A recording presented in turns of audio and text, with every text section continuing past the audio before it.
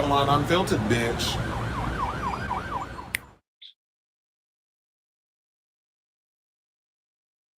Hey y'all, welcome and happy Tuesday. It's your boy Chris Avalon, and welcome to a brand new episode of Chris Avalon Unfiltered, a show we basically talk about all things going on in celebrity news, pop culture, hot topics, all that good stuff. So, if that is a show, definitely stick around because we have a lot of tea to spill today, including we got to talk about the box office. Mortal Kombat got annihilated by Devil Wears Prada 2, so the women was coming out in droves for this movie. And also I went to go see it, so we'll talk about that. Plus, with the Mortal Kombat movie not doing so well, looks like people are worried about Masters in the Universe and Voltron because we got the how much the movie is expected to make opening weekend because they've been tracking it, and Voltron has been dumped straight to streaming after we ain't hear about what's going on with this movie from a month of Sundays. We'll talk about that.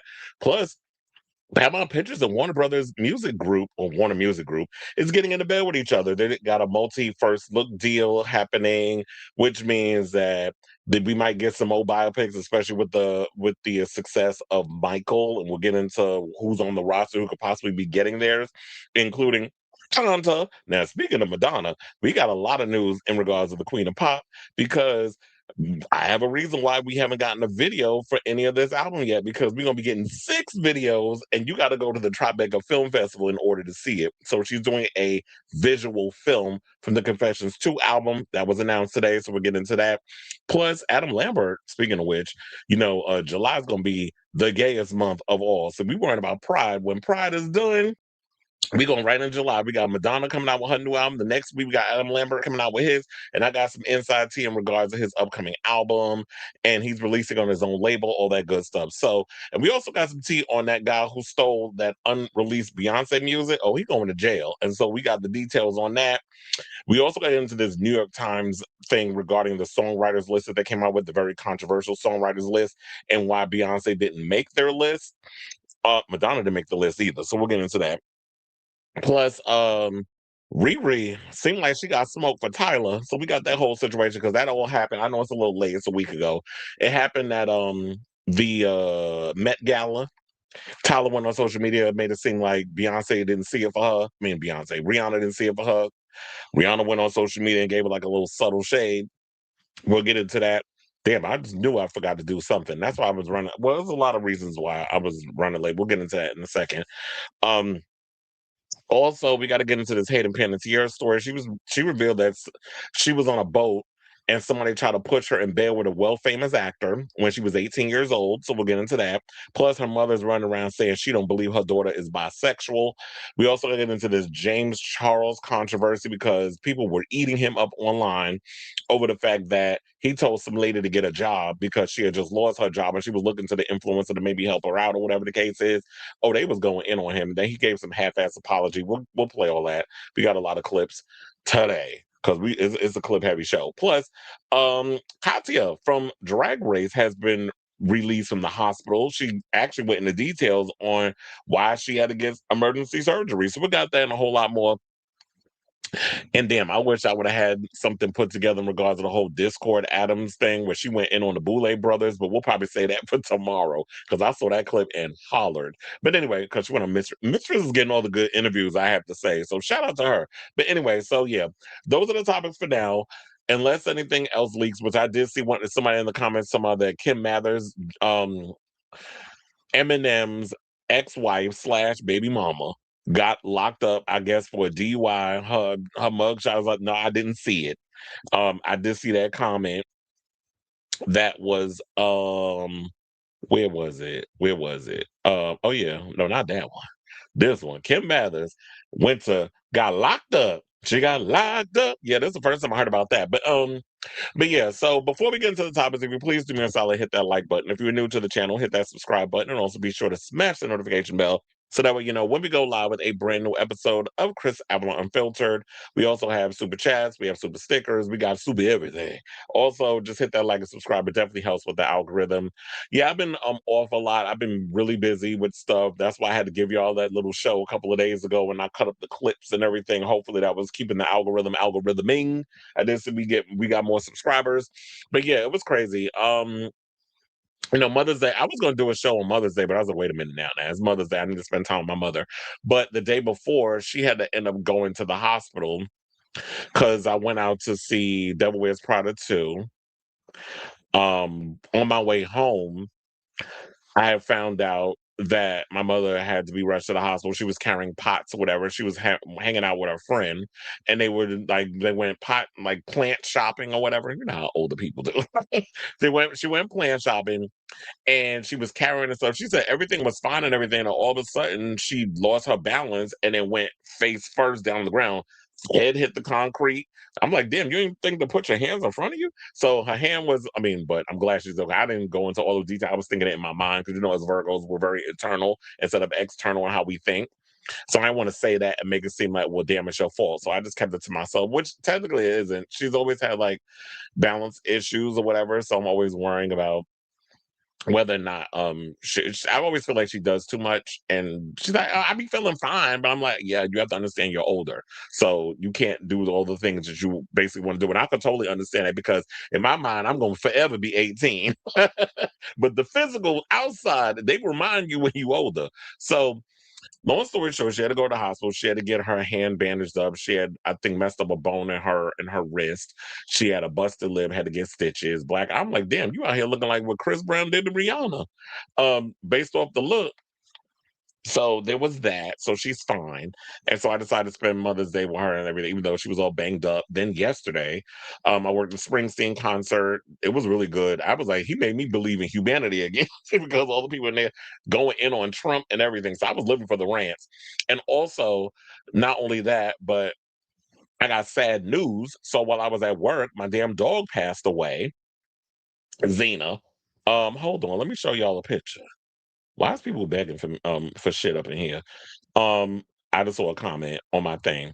But yeah, let me pull up the picture so that way y'all can see her. But yeah, it was like I think it was like an internal situation. Something was wrong with her kidney. I'm like, we didn't even know that I didn't even know she was having issues or whatever it came. So yeah, that's my dog. Um, Something ruptured in her, was bleeding internally, had to be rushed to the vet. Didn't even make it to the vet. She immediately passed away. Had to get cremated as all dogs do. And my other dog, Prince, I don't think he's even aware that she's gone. So he's been acting a little, weird and stuff. I didn't really, I don't, how do you tell a dog another dog died? They don't speak English. I mean, they understand you, but how do they understand? So yeah, it was like, so shout out to my little dog, Xena Bina. I can't call her Xenos anymore. I used to, whenever it comes to dogs, whatever, I like to I'll change up the names and all that other stuff to protect the innocent. But yeah, so shout out to my doggy dog, my Snoop Doggy dog. Wait, hold on. I was like, why is this? I'm not liking this. It's like ever since they started changing up, I don't know what's going on because I don't even get the full what you call it anymore when it comes to the videos. I mean the stuff. Okay, now it's the full side because I'm like, why is everything so damn small? But anyway, so hold on. What's everybody saying? Still Memories in the building. Michael is here. Tyler is so pretty, but look, you beat me to it because I was gonna say that.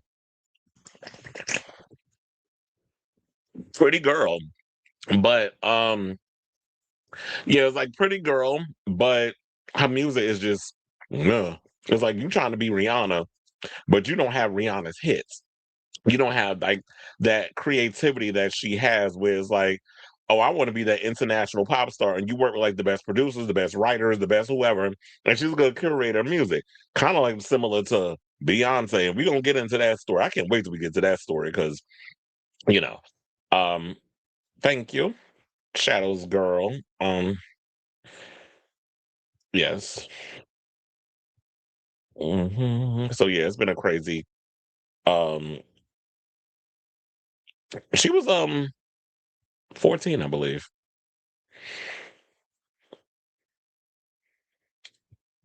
Well, thank you for all your condolences and things of that nature. She was a pain in the butt. I mean, a good pain in the butt. And, like she would just eat.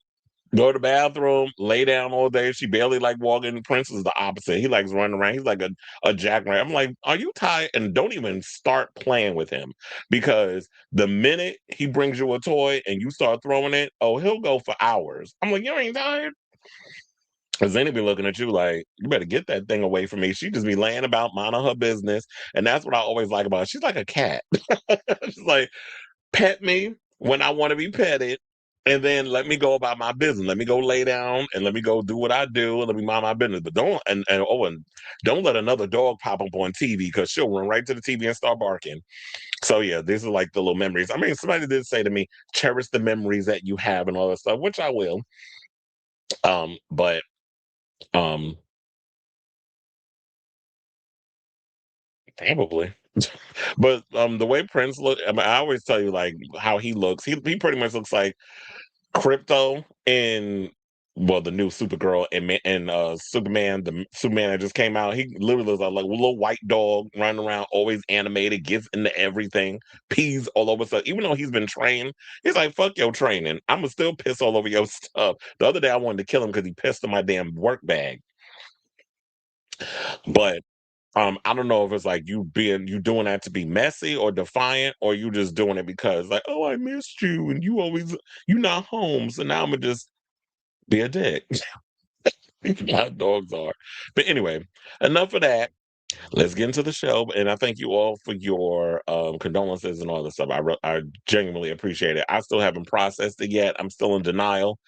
Um, I'm sure it'll probably hit me like a lead balloon when I least expect it, but I'm gonna hold it together while we're doing this show. So let me hit my banner.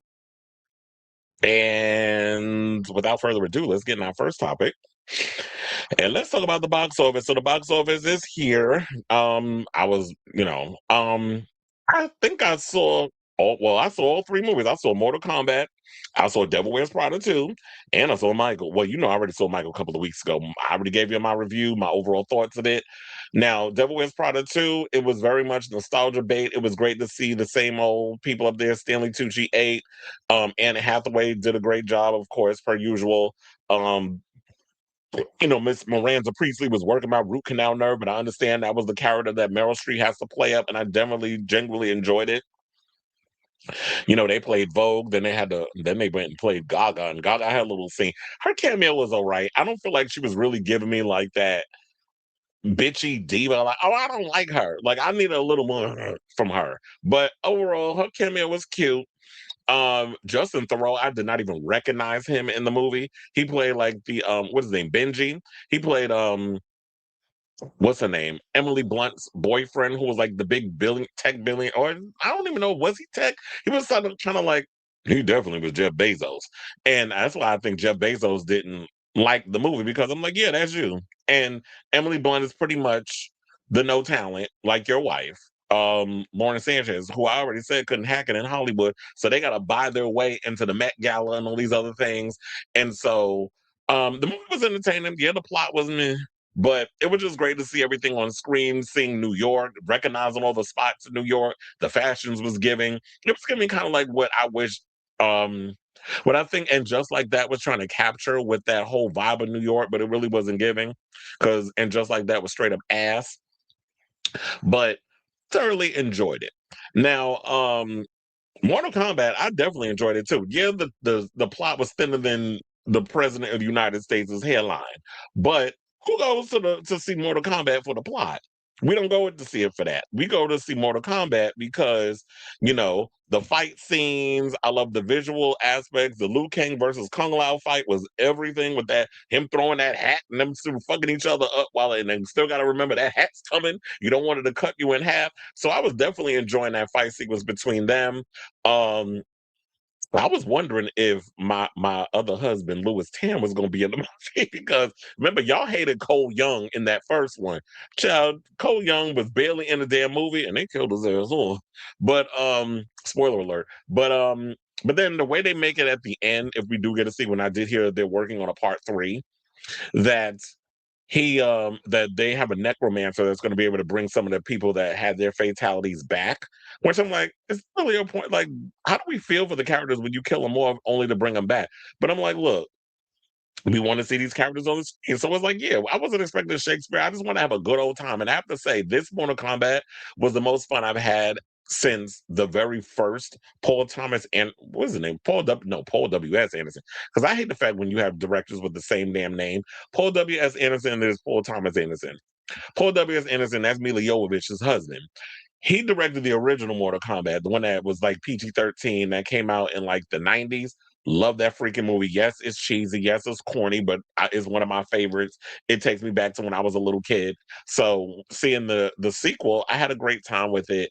The fatalities were awesome. The fight sequences were awesome. I love Carl Urban. Yeah, them one-liners was a little 90s cheesy, corny, whatever, but it was the nostalgia. And his character definitely reminded me of like Jean-Claude Van Damme, more or less him. Steven Seagal, I hated Steven Seagal growing up. I was like, you pretty much just making a living voguing on camera. That's what you doing. Y'all call it Aikido, where it's like hand fighting or whatever. Shit, his fat ass was voguing in them damn movies. So I didn't particularly care for Steven Seagal. He irritated me, and then I heard he's an asshole in real life.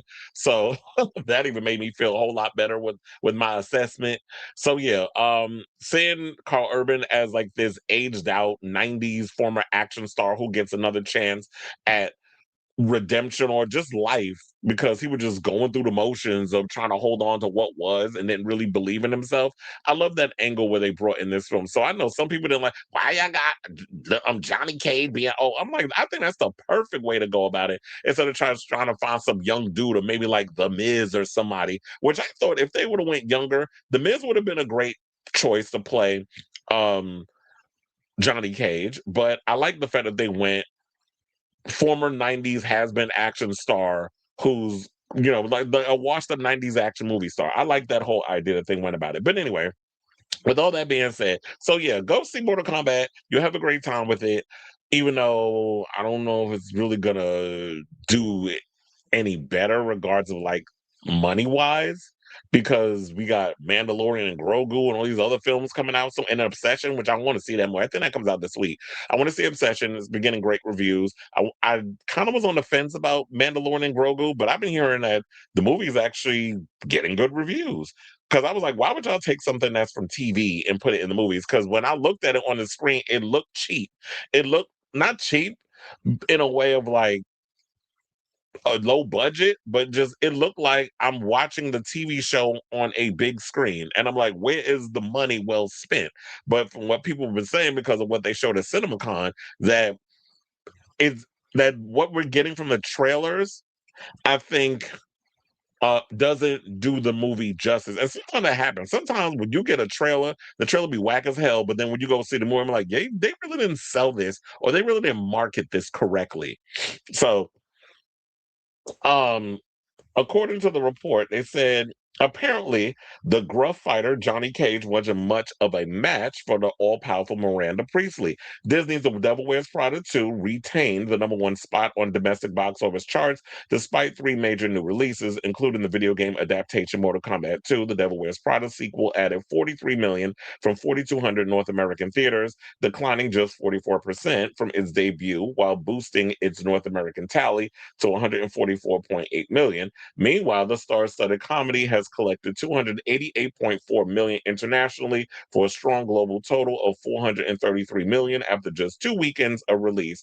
Those ticket sales are above the entire Lifeline haul of 2006's The Devil Wears Prada, which generated 326 million at not adjusted for inflation.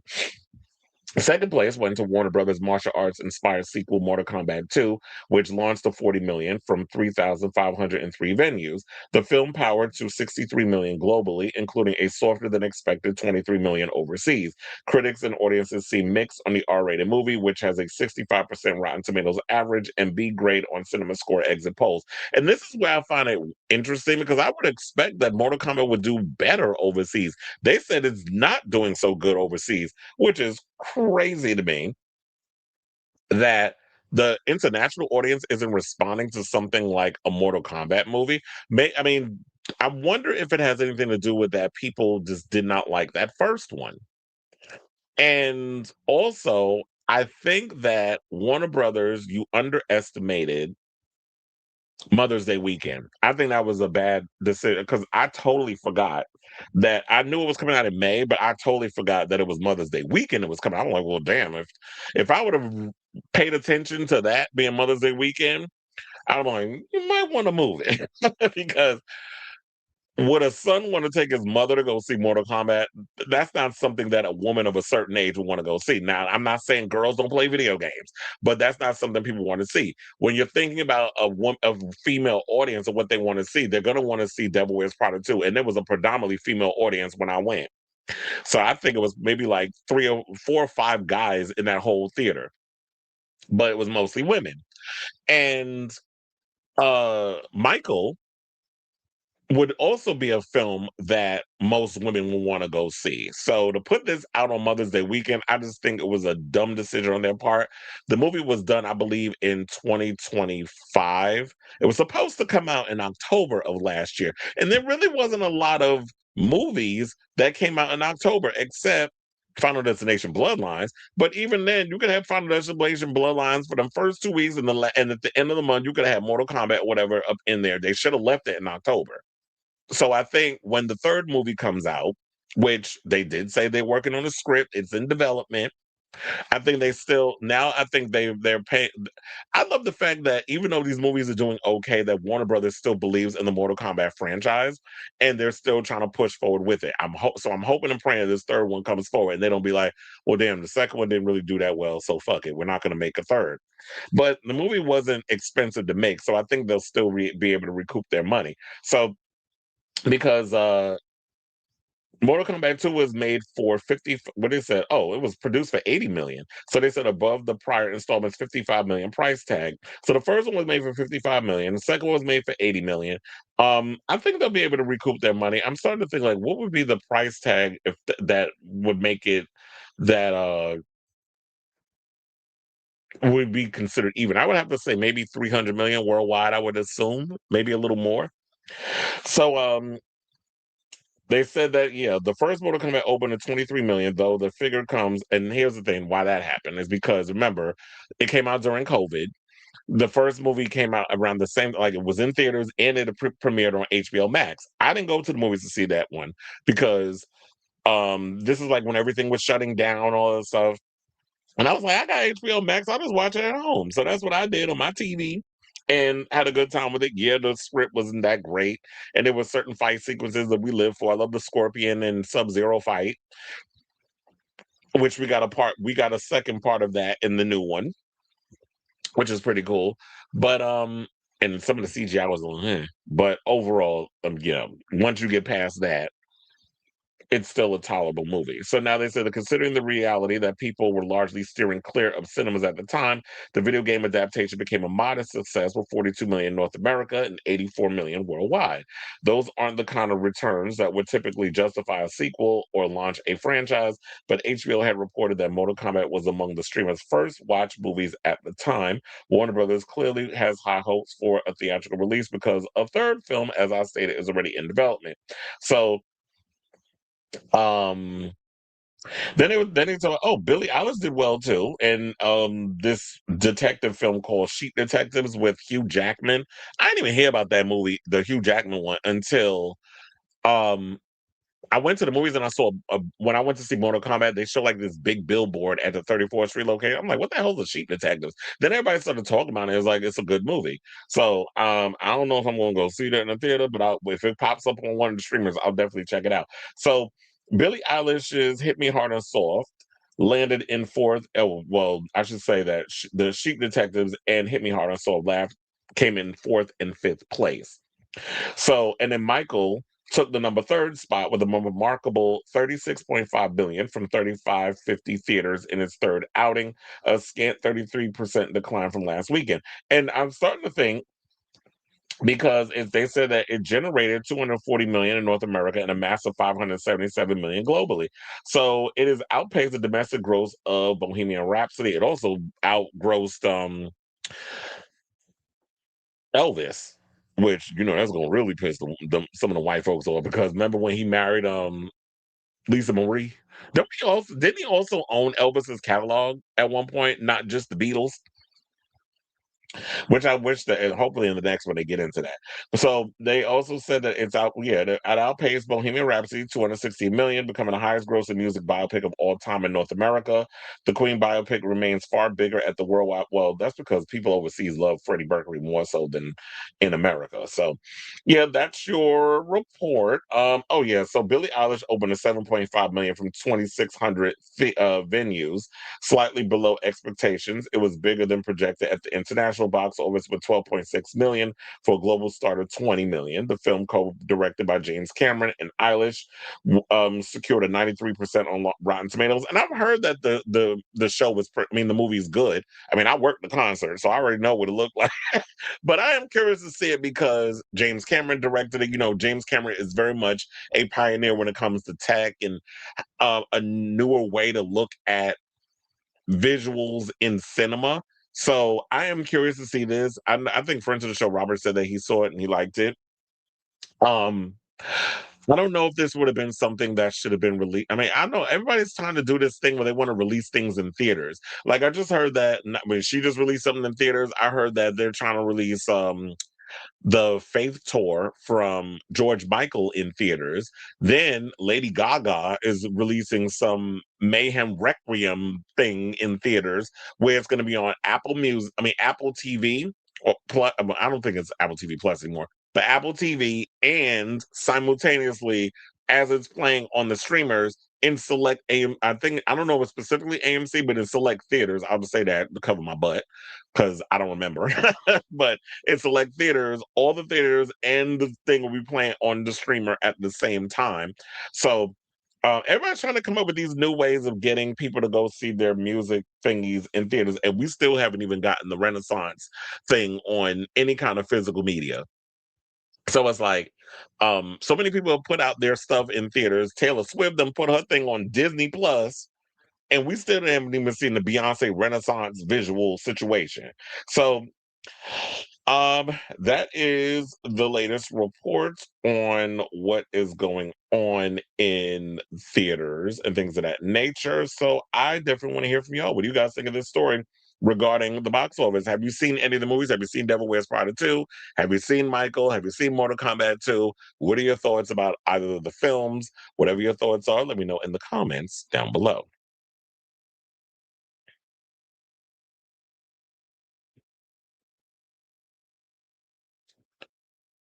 Oh, wait, I need to open up my little window because I forgot that. Excuse me.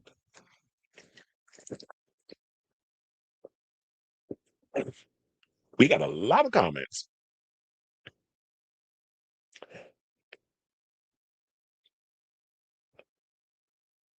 Well, thank you, friend. Adam Barter sent me some coins, $2.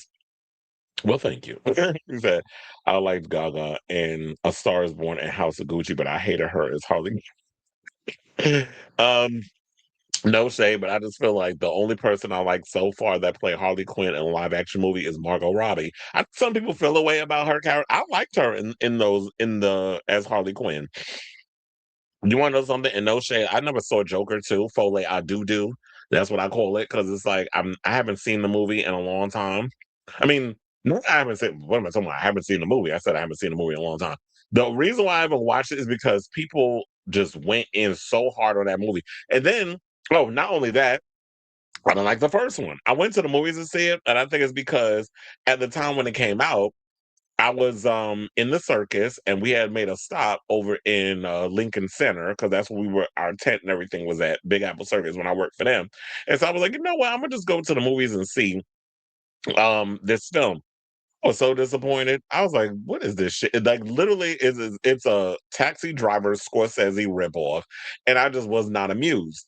So I think that's what turned me off from it. And then they're talking about I had to make a sequel. I'm like, why? For why? And I know why because it made $1 billion at the box office. So Warner Brothers got greedy. They decided to make this movie. The director didn't want to do it, but he's like, well, since you're gonna give me money and y'all gonna make it regardless, then I'm just gonna make this stupid fucking the worst goddamn movie I possibly can, self-sabotage, and y'all just gonna have to eat it up. And we all knew it was gonna flop. So there's a well, there was that. I like that Katana story arc. Yeah, and that was another thing too, was that Katana was clearly the star, but it was like co-stars. It was her and then also Johnny Cage. So they were like given a lot more to do in there because they had more of a backstory. Everybody else was just showing up to fight or whatever the case was. So but for the most part, it was pretty much a Katana and Johnny Cage story.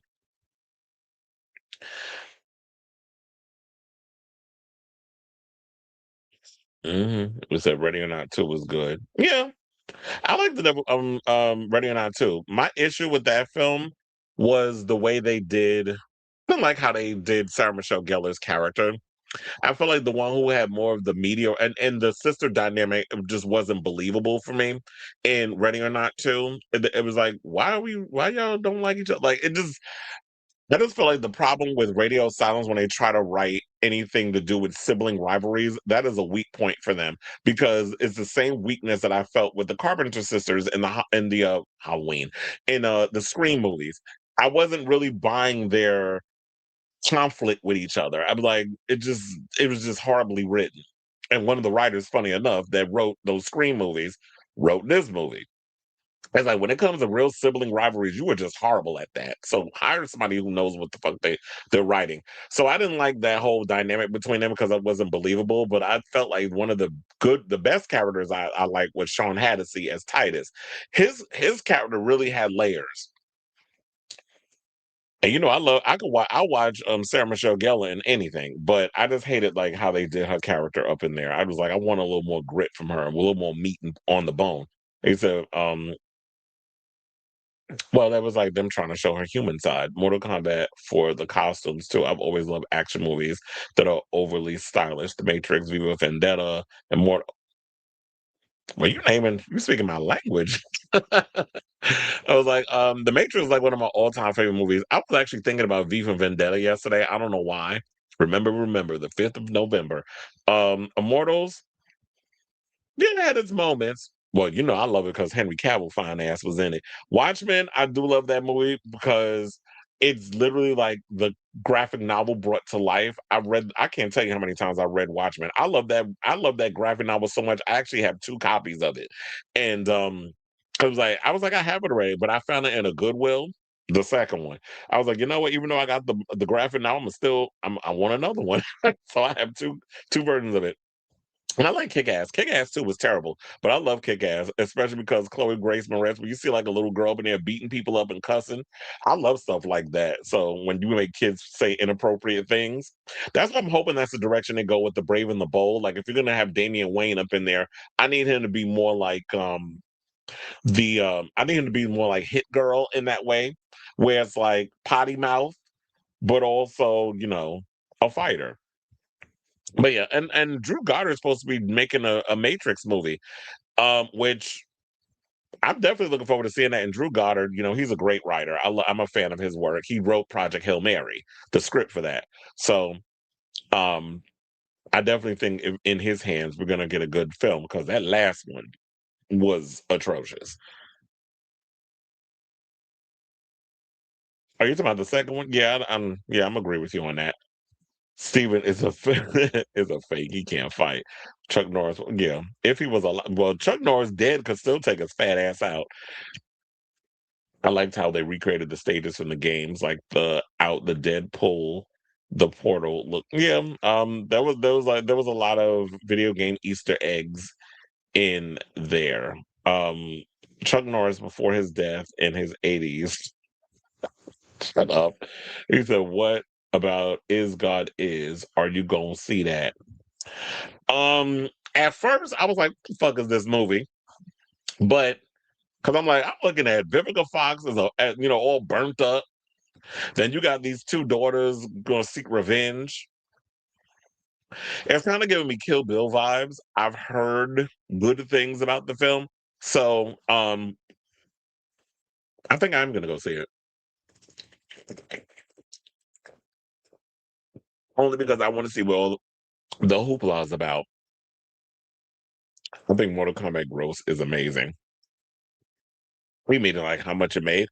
That's what I said. Fingers crossed it happens. They should have released Mortal Kombat in October, like originally planned. Sometimes it's a franchise. Sonic 3 did better in the US than in Japan versus Super Mario because of the popularity. I was surprised to hear that Wicked and Disney films had done. Yeah, I was like, people actually care about Wicked overseas.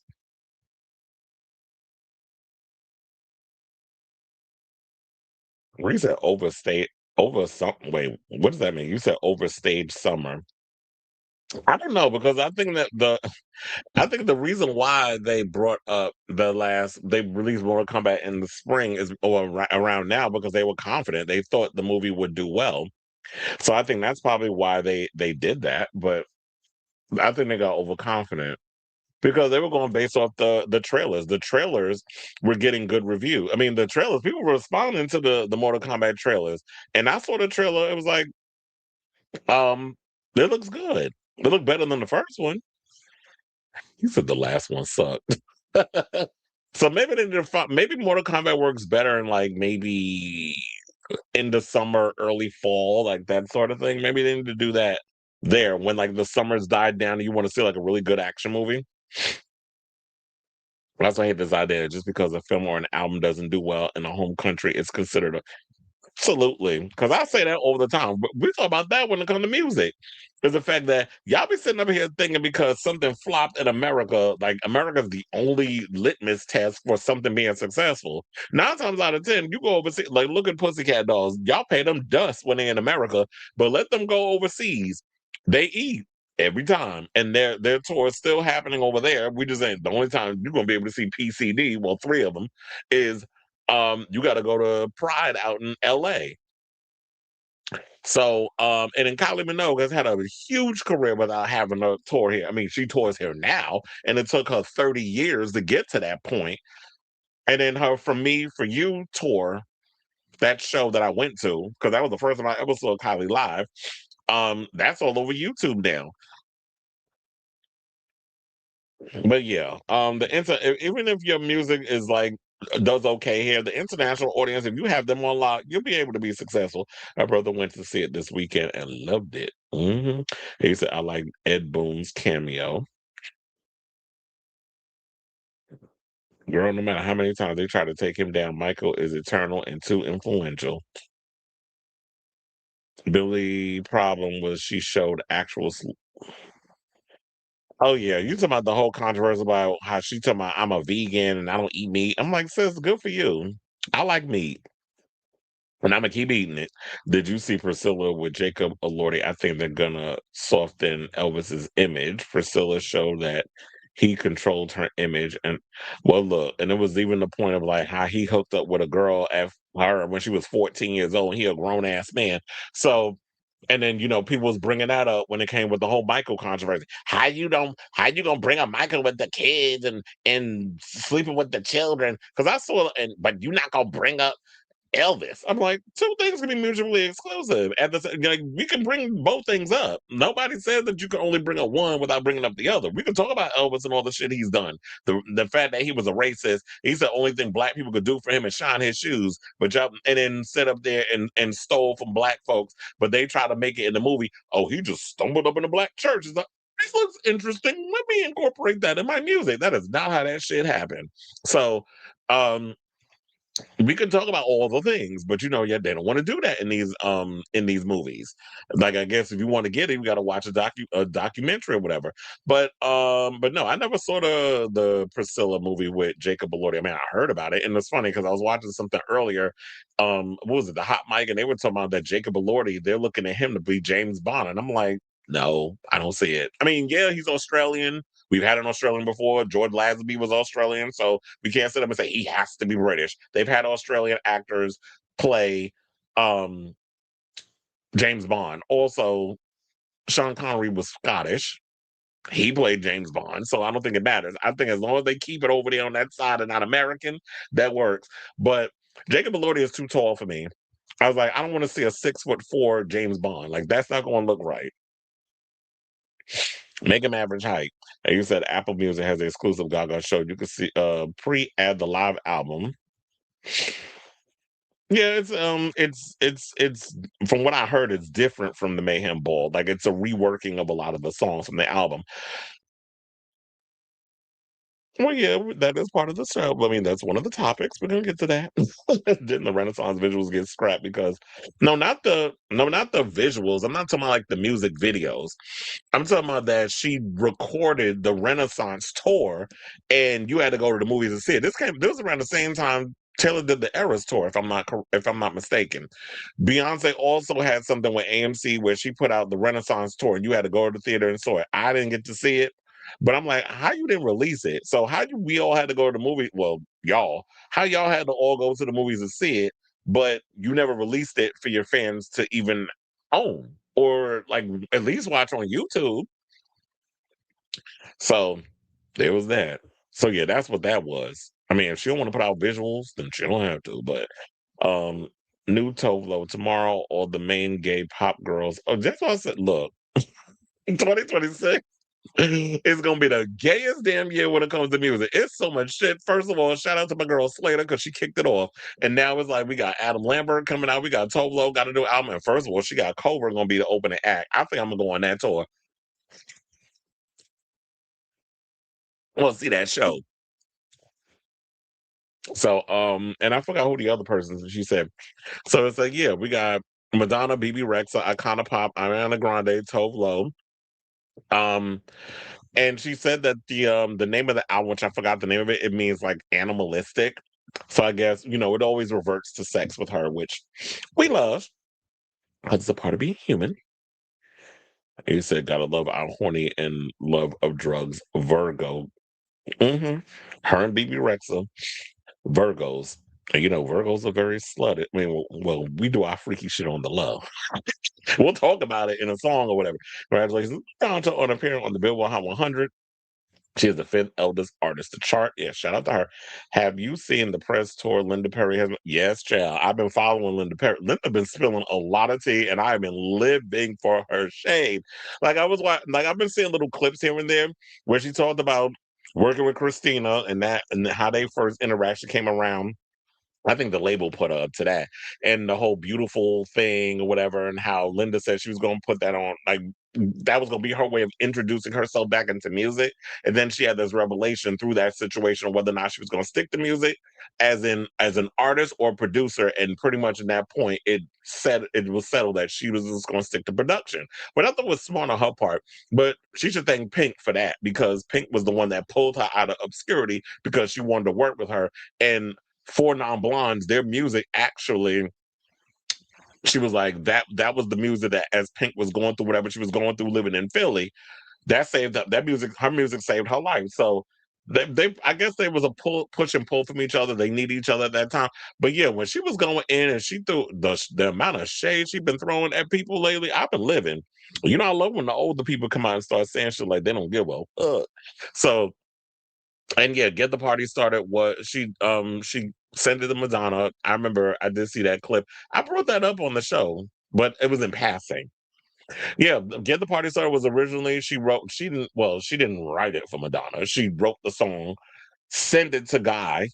They heard it, and then what they thought was, I guess, because what was it? It was Zach Sang's show or whatever, I think, brought it up.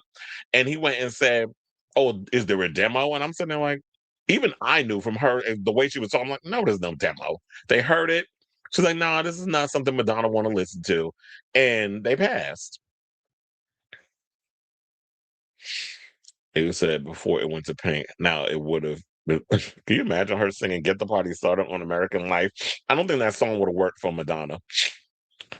Like her singing, "Get the party started on a Saturday night. Everybody's waiting for me to arrive. Sending out a message to all of my friends. Well, I'm a Mercedes. I got to start if you know what it means. I got if you know what I mean." Yeah. Okay, let me stop. It was like me trying to do Pink as Alaska.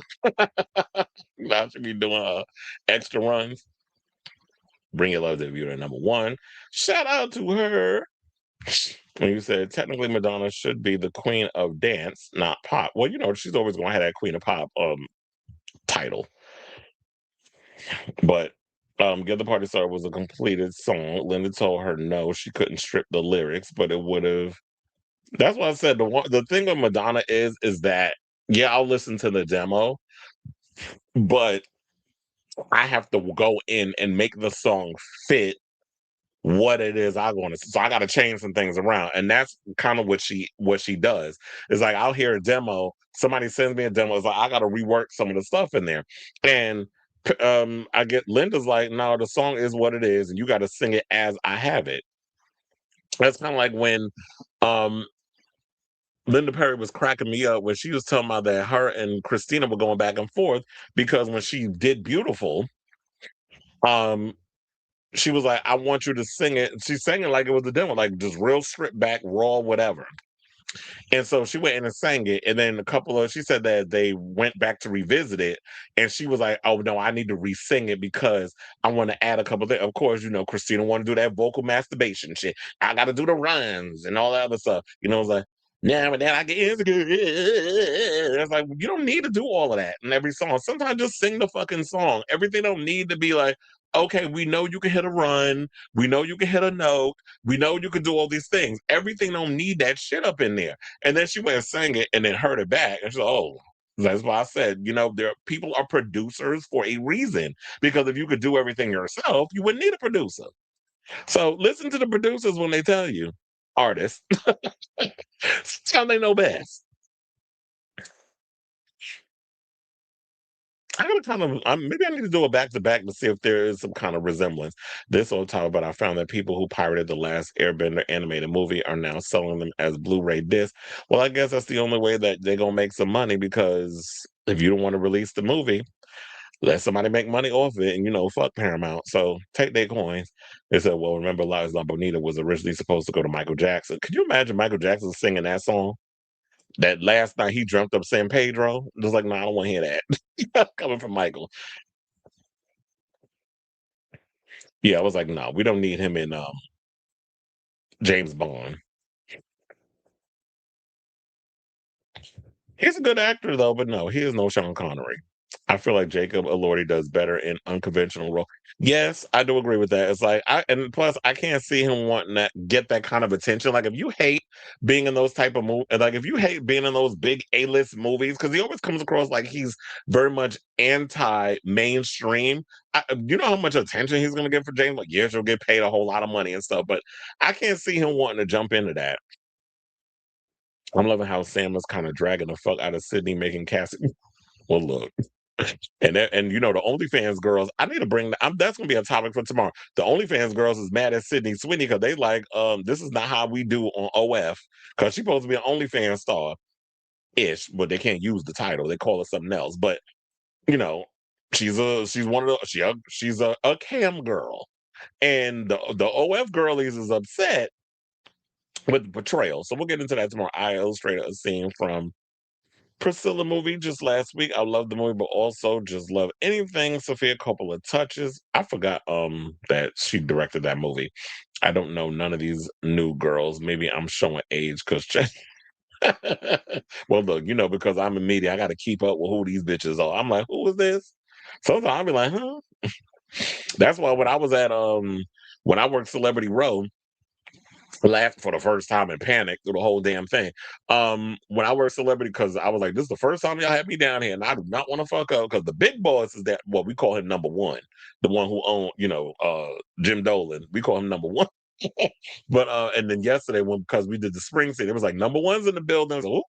And luckily his suite was one vom over from where I was. In my section, speaking of which, I'll get back to the other. Speaking of which, guess who was in my section yesterday? And I didn't even realize it because when the show was started, I'm seeing people like in the aisle, they hugging, kissing, kiki and whatever. And I was like, oh Lord, I gotta go down there and excuse me, I gotta separate, whatever. Child, I told Rita Wilson she gotta go back to her seat. And I looked at her like, it's Rita Wilson. And then I was like, let me check. Child, that was Tom Hanks that was sitting there because Tom Hanks and Rita Wilson are married. Long time. But they were cool. And she listened. Because it's like, when you in my area, I don't play no games. And I was next to the stage. So I had to like disperse people. I told you, Jesus Christ could show up at my job and I'd be like, sir, you need to go to your seat. Can't have you up in the aisles. Can't be conversing. I mean, y'all could do that later. But now it's like, because you're disturbing the people. But yeah. Oh, you said makes me kind of sad. Child, look, you ain't said nothing but a word. It's funny. We almost an hour in, and I ain't even gotten to topic number 2 yet because I'm enjoying all this conversation. And I think it's because, look, it's been a minute. So we can converse a bit. But yeah, Robin's album was a chop. And there's no shade. And I was really looking forward to the new Robin album. But with so many of the other girls really delivering stuff, she kind of gave us 10-year-old demos and tried to pass them off like she wrote them shits a week ago before she put the album out. It's like, girl, you've been sitting on these songs probably since Honey. And now we supposed to just be like, oh, look, Robin's back. Yay. I was like, no, this album is boring. And no shade, but it's like, yeah, there's a couple of songs that I'm like, if it comes on or whatever, I'm not gonna skip it. But I don't just be intentionally seeking out, I have to listen to Robin's new album because I haven't. I've had Slater on repeat. Still have that album on repeat. And in my little DJ mixes or whatever. I only watch Ready or Not 2 for my 90s icons. Well, that was one of the reasons why we watched the movie, period. I don't know, but the Practical Magic trailer felt really wholesome. Look, don't throw any tomatoes at me, but I've never even seen the first Practical Magic. I need to watch it though, because I know it's on HBO Max. And it's funny because I was watching other pundits when they were talking about the new trailer, and they were like, yeah, they haven't seen the first one either. So I'm like, well, damn, who's seen it? I guess maybe there's a specific demographic for um the Practical Magic people, but I think most of it, I've never seen the movie, but I'm gonna definitely see it before the second one come out because it looks interesting. Like there's a huge controversy about FKA. Why? They kind of favor each other. But then again, did y'all see her acting in did y'all see her acting in that the Crow movie? I hope she's able to pull this character off. Christina, part of Lady Marmalade, is a child. Look, not only that, but that's what her Pink was about. Pink was about to whoop her ass. My mom asked me why you were singing. I said, "You're a gay man." Wait, what does that mean? A homosexual's not supposed to sing? I said, "I'm singing. I'm singing Pink." I'm iffy about Twigs. I thought her in the Crow remake was a look. I didn't even read your comment, and I said, "Look, some people said she was atrocious." And here you go, but she's talented when she does her music.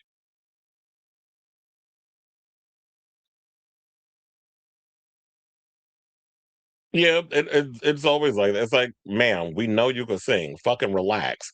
Oh, look, because I was watching something. Who was it? Sloan? Child, he said she got an addiction to Ozempic, allegedly.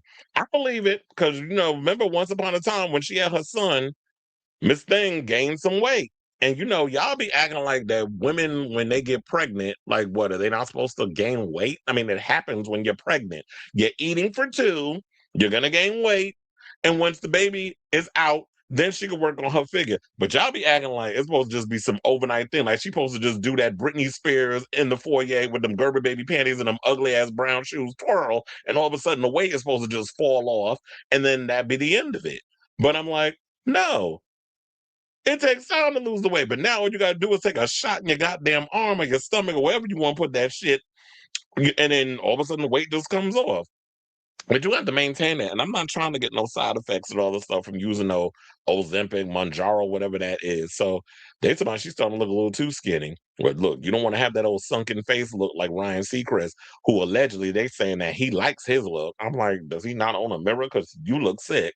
I don't know why these people take these weight loss drugs that don't need it, and they look like they're dying in real time. They look emaciated. Like y'all literally look like the people that remember them little Africans that we used to see in the videos where they look like they ain't have food in the month of Sunday. That's how a lot of these celebrities starting to look.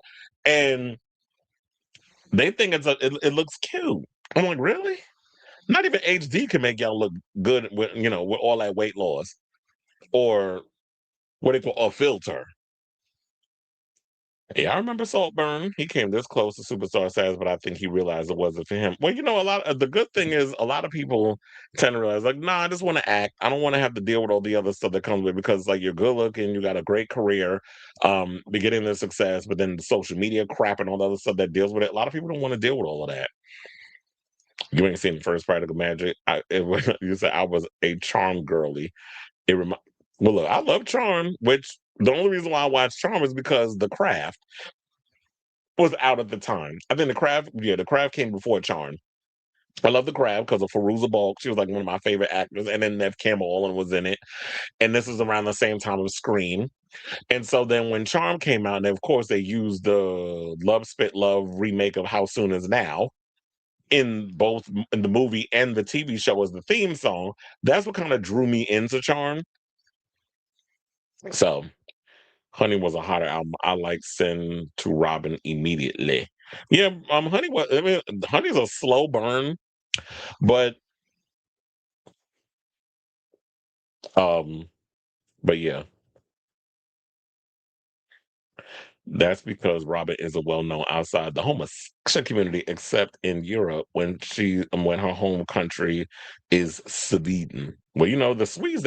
We got a lot of Swedes that are popping. Tovolo's another one. Well, thank you. She said it's masculine. Butch Queen.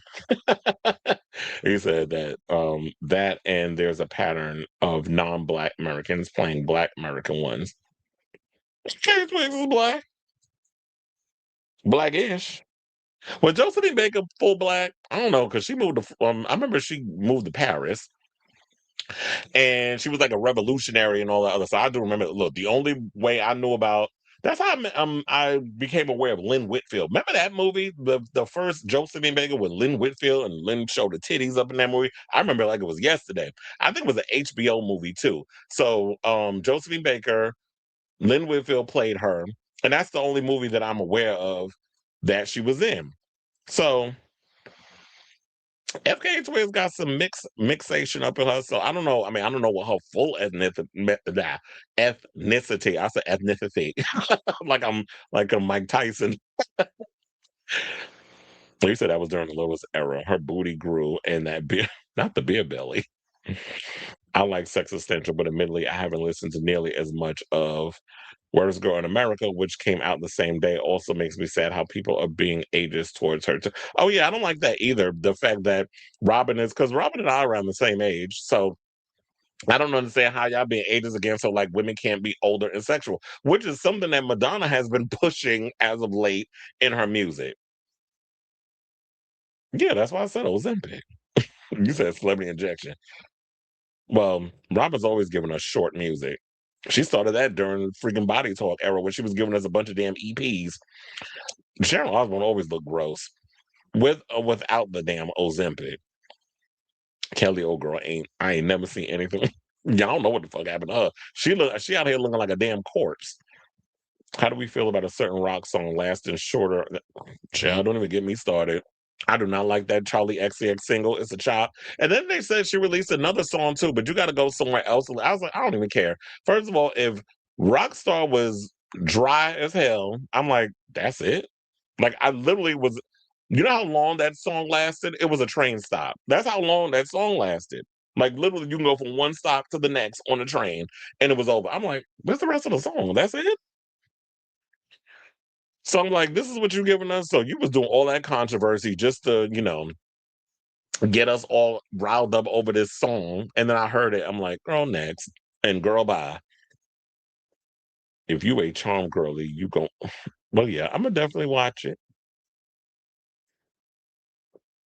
That song is bad. She thought she saved. I was like, no, go back to working. Well, I think AG Cook and them produced it. Go back to the whole Brat era because she did say the song she said, this song might flop. I'm like, right. After I heard it. No, Hallie didn't play her. Hallie played Joseph. Oh, not Josephine Baker. Hallie played Dorothy Dandridge. Josephine Baker was played by Lynn Whitfield. Madonna outing DL men and letting men know your partners are cheating via the look. You gotta be well aware that if you're gonna be on that app, that tight ass app that I deleted, I don't even fuck with Grindr no more. They be trying to charge you mad money and to be on there, and then on top of that, you have to deal with all these damn ads. It's annoying, so I got rid of it. Because trust me, I had no problems hooking up on Grindr, but then they got ridiculous with all the little bells and whistles. I'm gonna just, for now, while it still work, I'm gonna just stick with Sniffies. Because Sniffies is good, honey. But yeah, but look, if y'all man out here cheating, don't be out here cheating. Don't be blaming Madonna. I don't think Twigs can top Lynn Whitfield's performance as Josephine. Hmm. Damn, that gonna make me want to revisit the Josephine Baker story. She released a B-side. Yeah, that was on a private Instagram account that you have to go out of it. Child, I ain't doing all that shit. You said out of your way to listen to on YouTube. Agree to disagree. I didn't like rock song at first. Well, yeah, when you have to be forced to listen to some 80 million times, it eventually will grow on you. She was as Dorothy Dandridge. Anyone who had Rebel Heart as their album tag ain't getting dick. Wait, somebody's tag on you on Grinder is is Rebel. That's kind of sad. But anyway, all right, y'all. So that was a lot of comments. Let's get back into the show. Keep the comments coming, of course, as we progress. This might be a 4-hour show. Who knows? Because it's like we only did one topic and we an hour in. But anyway, so let's get to topic number 2. And let's talk about Masters of the Universe. So Masters of the wait, what happened? So now my Facebook. Oh, that's the other one. I don't care. Um Hold on. Because I was like, something just happened. I think one of the Facebook channels stopped streaming, but it's not the regular one. It's my other one. It's my business one. Whatever. I don't care. But anyway, as long as not the other one, I'm not that mad. The main one. So okay, now let's get into our second topic. And wait, hold on. Where's my banners? Thank you. And let's talk about Masters of the Universe. So, Masters of the Universe, because, with Mortal Kombat and everything coming out, whatever, a lot of people have been worrying about Masters of the Universe and all these other things. It looks like they might be panicking a little bit because word is that the movie is not tracking well to, on its opening weekend. And I believe it comes out in June. Do I have the actual date? I don't know. I'll look it up when I get through the article. So anyway, so they say early box office projections are coming in for Amazon MGM Studios, Blockbuster Master of the Universe, and the numbers don't look great. Now, Box Office Theory reports that the new live-action take on the classic He-Man cartoon and toy line is tracking for a domestic opening weekend of around $25 million. Now, that's not good for a film rumored to cost roughly $170 million to produce. The outlet claims that while the property still has brand awareness, it doesn't have the cultural presence of other properties of the time. They suggest it's something more akin to Tron than Transformers. Now, the outlet adds that upfront interest will come mainly from adult men who grew up with the He-Man cartoons. Early projections like this tend to be on the low side and don't account for positive word of mouth, which could have a major impact, as could last minute marketing, which Amazon is ramping up. Even so, it's coming in behind Scary Movie 6, opening the same day, which is currently projected to take in $35 million for the same weekend. How well the property could do overseas is also a big question. Now, estimates also aren't that far off of the much more cost-effective Backrooms movie. That film opens the week before and is currently projected to debut with $20 million, but many in the industry expect it to be considerably higher. Well, Backrooms, I mean, I heard about it. It was, I think they made a short on YouTube from some guy, and then he got money to make a bigger film. The Backrooms movie looks all right. I'm not really all that interested in checking it out. I'll probably check it out when it comes out on one of the streaming services, but it's not something I'm running to the theaters to see. Now, in regards to this article, shout out to Dark Horizons for this story. They're literally speaking my language because, yes, it is geared towards people like myself who grew up with the He-Man cartoon and the action figures. I told you I had the Castle Grayskull, I had the Snake Mountain, I had Skeletor, I had Man at Arms, I had, He-Man, I had all the toys. I had Battle Cat, I had all the action figures, and I had all the, the Castle Grayskull, the Stigma, and all that stuff. So yeah, they're speaking my language in regards to this. So for the nostalgia of it all, I will be in theaters opening weekend and check this movie out.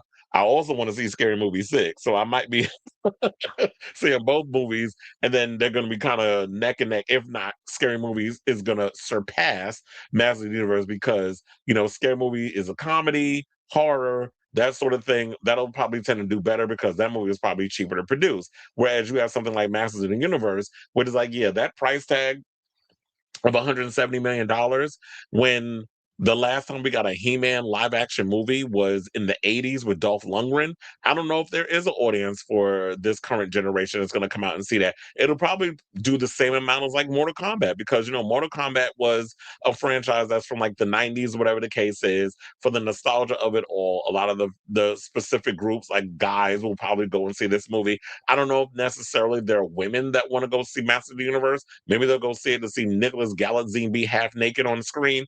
But other than that, I don't know if there is a Gen Z audience type because we did talk about on the show before, and I probably have to bring up another statistic that just came out that Gen Z have been going to the movies a lot more than any other demographic. Whereas I don't think a lot of Gen X are not going to the movies like they used to. Elder millennials, maybe some millennials aren't necessarily going to the movies. So, since the pandemic, a lot of people are just staying at home, waiting the 30-day, situation to go and see whatever movie they want to see in the comfort of their own home, where they could just rent it for $25 or $20 and just buy it. So they'll sit them there and they'd rather watch it at home than have to go to a theater. Me, I want to see this on a big screen because I want to see the special effects pop. I want to hear the sound, the surround sound. I want to be able to be in a reclining seat and all that stuff. So I want to go to the movies to see this. But as far as like, will it make a lot of money? Who knows? This is early tracking. To be honest, I haven't even bought my ticket yet. I'm very last minute when it comes to buying movie tickets. So they're going by the little bit of small group of numbers who went and bought a movie ticket when this movie is supposed to be coming out. Did they say when it's supposed to be coming out? Well, they said that it's supposed to come out around the same time as Scary Movie. So I don't know if that's June or July, whatever the case is. But yeah, I usually wait the week of to buy a ticket for to see it, because I don't necessarily know how my schedule and stuff is gonna be. So um I think it's too early to be able to tell how this movie is gonna do. The only way we'll really know is once the reviews comes out. It's probably gonna take word of mouth. And I believe that it's gotta we'll just wait until opening weekend to see how it does, and then we'll just cross that bridge when we get there. So I say all this to say, what do you guys think of this story? Do you believe that this movie will flop at the box office? I mean, I hope it doesn't, but child, if it does, people gonna say that Jared Leto at this point is kryptonite. Every time y'all put him in a movie, your movie flops. Especially if it's something of this magnitude. So I'm really hoping the movie does well. Do I think it might do well? I mean, I don't think that it's a big demographic of people that care enough about Master of the Universe. But look, stranger things have happened. We'll see how it is. But I will say that the I was excited for this movie, but I'm not really that excited, and it's only because the trailers to me that we've seen so far haven't really gripped me enough to want to be like, oh my God, this is such an excitement. I can't wait to see it. But because of the nostalgia aspect and because this is something that's a part of my childhood, I'm definitely going to see it for that, situation. But I guess there was no personal connection to me and He-Man, I probably would have been one of those people that was like, yeah, I don't care. So let me know what you guys think of this story in the comments down below.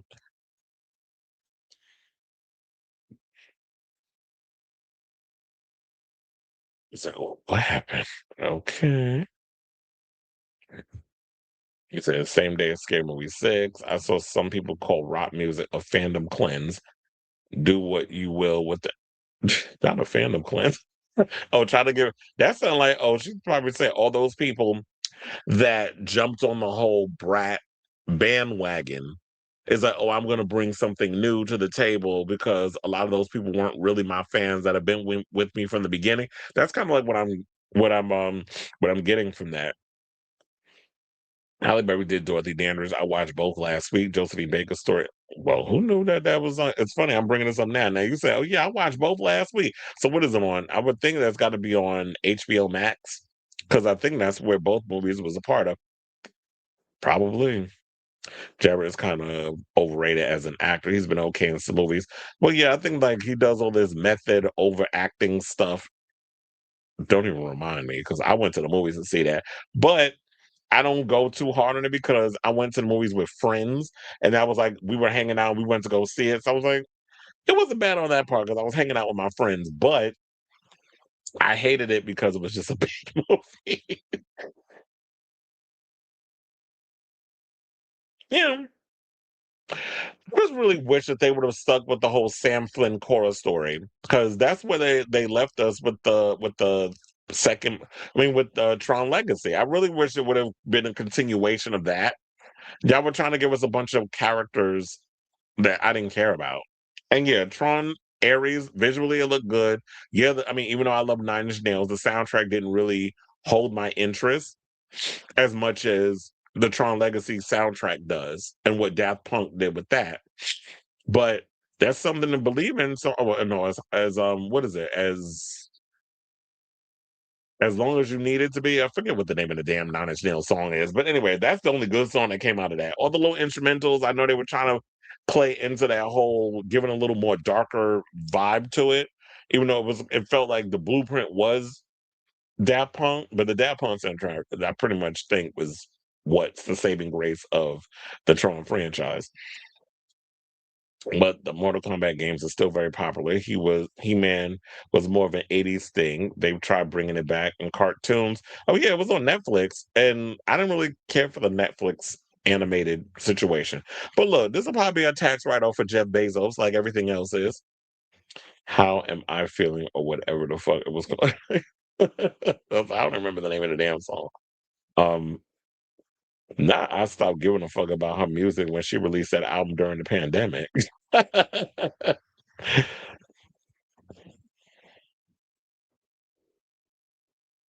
never heard the soundtrack. First of all, I need to see the movie Queer. I know it's on HBO Max. I got to get around to that. I haven't watched it yet. I'm gonna see Scary Movie before I see Masters in the Universe.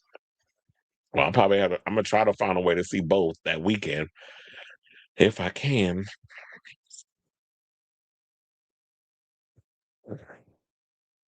Oh, excuse me. All right, Lyle. So now let's go from 180s nostalgia situation like Masters in the Universe to another one, and that'd be Voltron. So Voltron, I know y'all was like, I don't know if you've been wondering, but what the hell has been going on with Voltron? I totally forgot that they made a Voltron movie with Henry Cavill. I haven't heard about it from a month of Sundays. We ain't seen no previews. We ain't seen no artwork. We ain't seen nothing. And so I'm like, what the hell's going on with this Voltron movie? So now it seems like we may have an answer because CinemaCon came and went. I'm like, so we could show Master of the Universe footage. We can hear about all these other nostalgia situations, but what's going on with the Voltron movie? Meanwhile, Henry Cavill is in another country. I don't know where he's at right now. I don't know if he might be in Scotland or wherever, but he's currently shooting a Highlander remake with Chad Stahelski, which I'm really looking forward to seeing that, especially the way that I've been hearing stories in the cast and everything and seeing the pictures online. If you're gonna have Henry Cavill sort of be like the John Wick, Duncan MacLeod type of vibe, I'm looking forward to it, except not guns, but with swords. So I'm looking forward to that. But anyway, so yeah, he did this movie a while ago. I believe it is another Amazon produced project. And so word on the street is that Voltron may not even be coming out in the theaters. That they putting it straight to streaming. So the live action adaptation to the popular 80s cartoon Voltron is a big special effects laden action adventure that's right for IMAX screens. But according to MovieWeb, Amazon will be bypassing a theatrical run and will have the Rawson Marshall Thurber directed movie premiere on Prime Video directly. Amazon MGM announced the update as part of their upcoming slate at Amazon Upfront. So, um, wait, they said that the feature will premiere either on Prime Video or add on channel MGM Plus. If they was smart, I'd do it on MGM Plus. I have MGM Plus because From is on there, and I love that show. The new season's out if y'all haven't watched it. But MGM Plus, and look, they doing that slick shit with MGM Plus. That's the way that you get people to want to watch that with that upcoming Spider Noir series with Nicolas Cage. So what it is that MGM Plus, they're gonna drop all the episodes the day before it's supposed to actually come out on, I think, Prime. So if you want to see the show, you have to go and subscribe to MGM Plus. So I'll be able to see it because I have MGM Plus. Which they have really good stuff on there. If they were smart, they would use the MGM Plus thing as a way to get people to subscribe and get like a trial run of MGM Plus, and then eventually release it on Prime Video, but they said the news has not gone over very well with Voltron fans who were hoping to see the giant defender of the universe take flight on the big screen. The movie will also star Daniel Quinn Toy, Sterling K. Brown, Rita Ora, John Harlan Kim, Alba Baptista. Well, Alba Baptista, that's Chris Hemsworth, Chris Evans' wife. That's what that is. Samson Kyle, Tharanya, what her name is Tharanya Tharon. I'm like, did you make that up? Or is that really your name? Laura Gordon, Tim Griffin, and Nathan Jones. Now, though their roles have not been officially revealed, rumors is that Cavill will play Warrior King Alpha, while Brown will play the movie's big bad Zarkon. Now, plot details are also under wraps, but director Ross and Marshall Thurber did share the following with fans during Voltcon in Indianapolis back in 2024. So here we are in 2026, and this movie has probably been done over 2 years, and we just now don't know anything about this film. Said, I want to make sure that we stay true to the heart and the spirit of Voltron. In this film, we're going to be introducing an entirely new generation of pilots. We reimagined Voltron for the live action world, but we're going to stay true to those iconic elements that you love, that I love. So, and also, Nexus Point News did post a logo for it. Hold on, let me see if I can pull it up.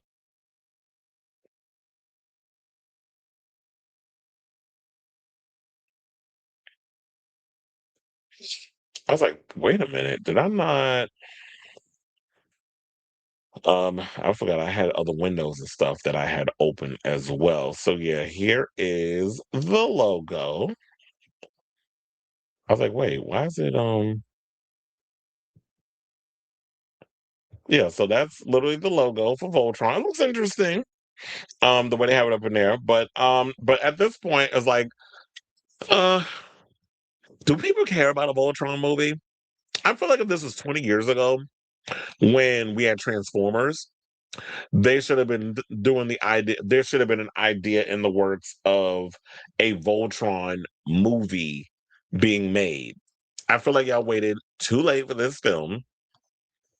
If it's going to streaming, that means either you don't have faith in the movie's probably ass. And so if you dump it on a streaming service, it's, I guess, a safe way to put the movie out. Because I'm like, why would y'all sit on this movie for so long? We haven't seen any kind of a trailer, a preview, no photos, no on-set we haven't seen anything. And so, um, it'll be interesting. Look, it's been so long since I've even seen a Voltron cartoon, whatever the case is. I don't even remember what Voltron's about. So I guess some kids that were warriors, or when they're selected, they get to be in the machines or whatever, and then they got to join together. First of all, the thing that got me with Voltron, it reminded me so much of like Power Rangers. Like it's all within that same wheelhouse, which I guess makes sense because I was somebody that watched all those. I used to run home from school and watch Power Rangers. Voltron, I don't remember all that much, even though I did grow up with like He-Man and Voltron and all that stuff. But yeah, it's not something that I necessarily remember at this point. But we shall see how this movie does when it hits theaters. Jesus Christ, I got so many damn things in here. Like one of the articles that I'm looking for. That don't take me a minute. But anyway, okay. So I definitely want to hear from y'all. What do you guys think of this story? I mean, are y'all surprised that Voltron, even though they haven't even given us a date, but are you guys surprised that Voltron is going straight to streaming and is not even going to be in theaters and they're not telling us why, but I'm assuming that I mean, it could be a plethora of reasons. It could be that they saw the film and they don't think it's going to do well by putting it in theaters, or Maybe they're looking at it from the standpoint of the early box office results of Masters of the Universe, which we did just talk about before we got to this topic. They're looking at a soft $25 million opening with a damn near $200 million budget. It's not good if those numbers turn out to be correct. Then on top of that, we just saw that Mortal Kombat, yes, it did, the numbers that came out did like what, 45 million opening weekend? Still, in a way, people are looking at it like it's not tracking well overseas. So maybe that the studio is starting to run a little scared because they're seeing how it is, and they're thinking that maybe the Gen X generation is not really flocking to the movies to see stuff like this. So it might be just easier to put it on streaming, which I do believe that once Voltron does go on Prime Video, that more people will sit and watch it at home. And I think it will definitely do well at home. So let me know what you guys think of this story in the comments down below.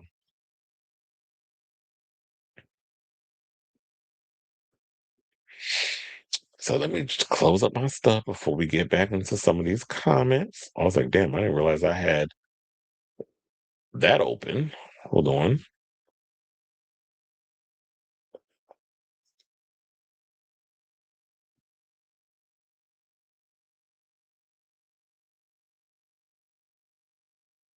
So off topic, are you familiar with Shakorn Star Buckhead? That name sounds familiar.